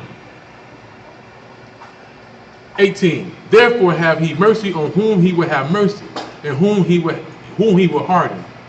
That's why it says the Mount Esau. He hardened their hearts. They were not. When it says, who was this coming out of Basra, all bloodied up, his garments like he whipped to a wine press. The Messiah came and destroyed all of them through prophecy, because none of them was with him.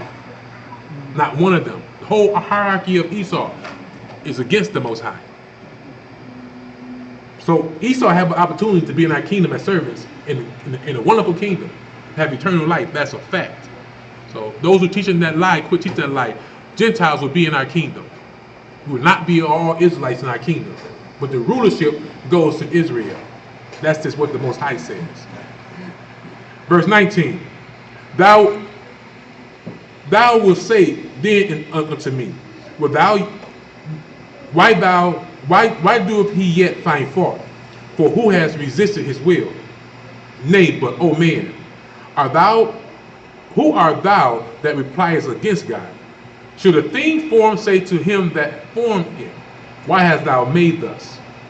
Have not the potter power over the clay, of the same lump to make one vessel unto honor, and the other unto dishonor? That's why they was in the same womb.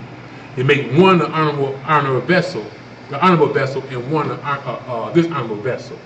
To show you in the beginning in Genesis 3:15, they talk about Satan's seed and God's seed, an honorable vessel and a dishonorable vessel.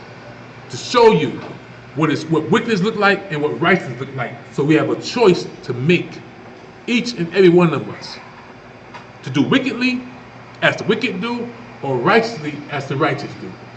He did not hide wickedness from his people. He exposed us to it. It's like in aforetime. He didn't cast out all the enemies, all the Gentiles from amongst us. He left them there to prove we can prove ourselves to him.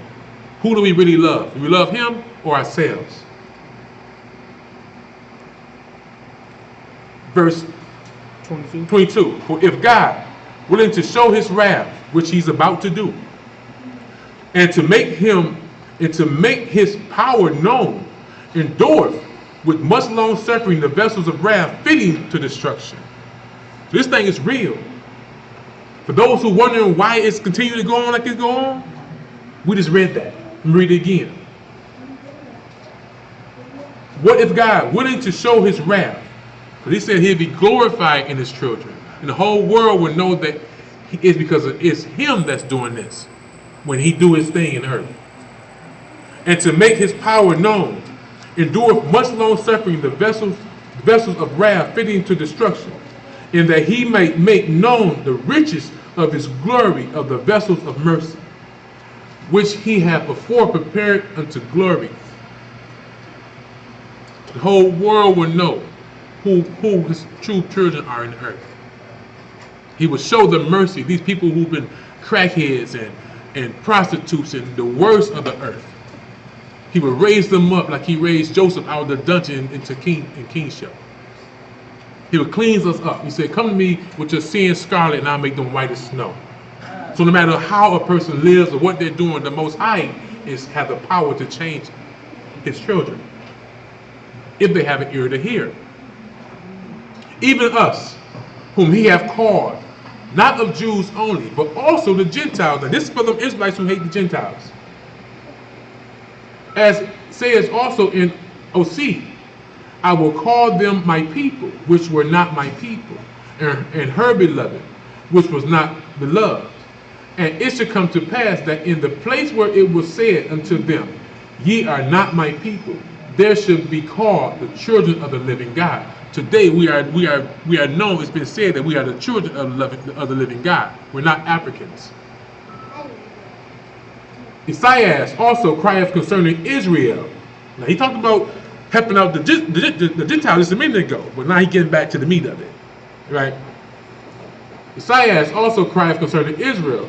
Though the number of the children of Israel be as the sands of the sea, a remnant shall be saved. Let no man beguile you or fool you that you're saved. A remnant, the Most High said, as a raindrop compared to a wave. Okay? So with that, I hope that was edifying for those in here, and also in the audience, outside of here. We gave you a lesson about who our father Abraham, Isaac, and Jacob was, and the promises and the covenants he made with our people. We've been going over the promises, the kingdom, and the covenant for a while now. But we want to get back to show you that the Most High, the God of Abraham, Isaac, and Jacob, because the word he swore to Abraham has throughout history, and even to this day, has been sending his angels down to protect his people, and will do so forever. Are there any questions?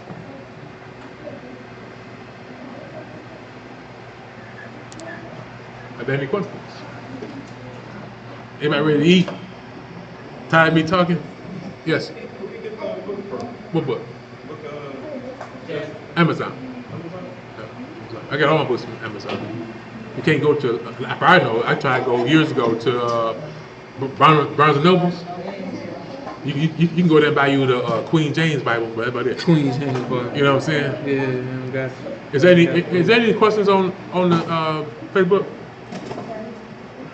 With that concludes our lesson. Let's close in prayer and break bread. Love y'all. Shalom.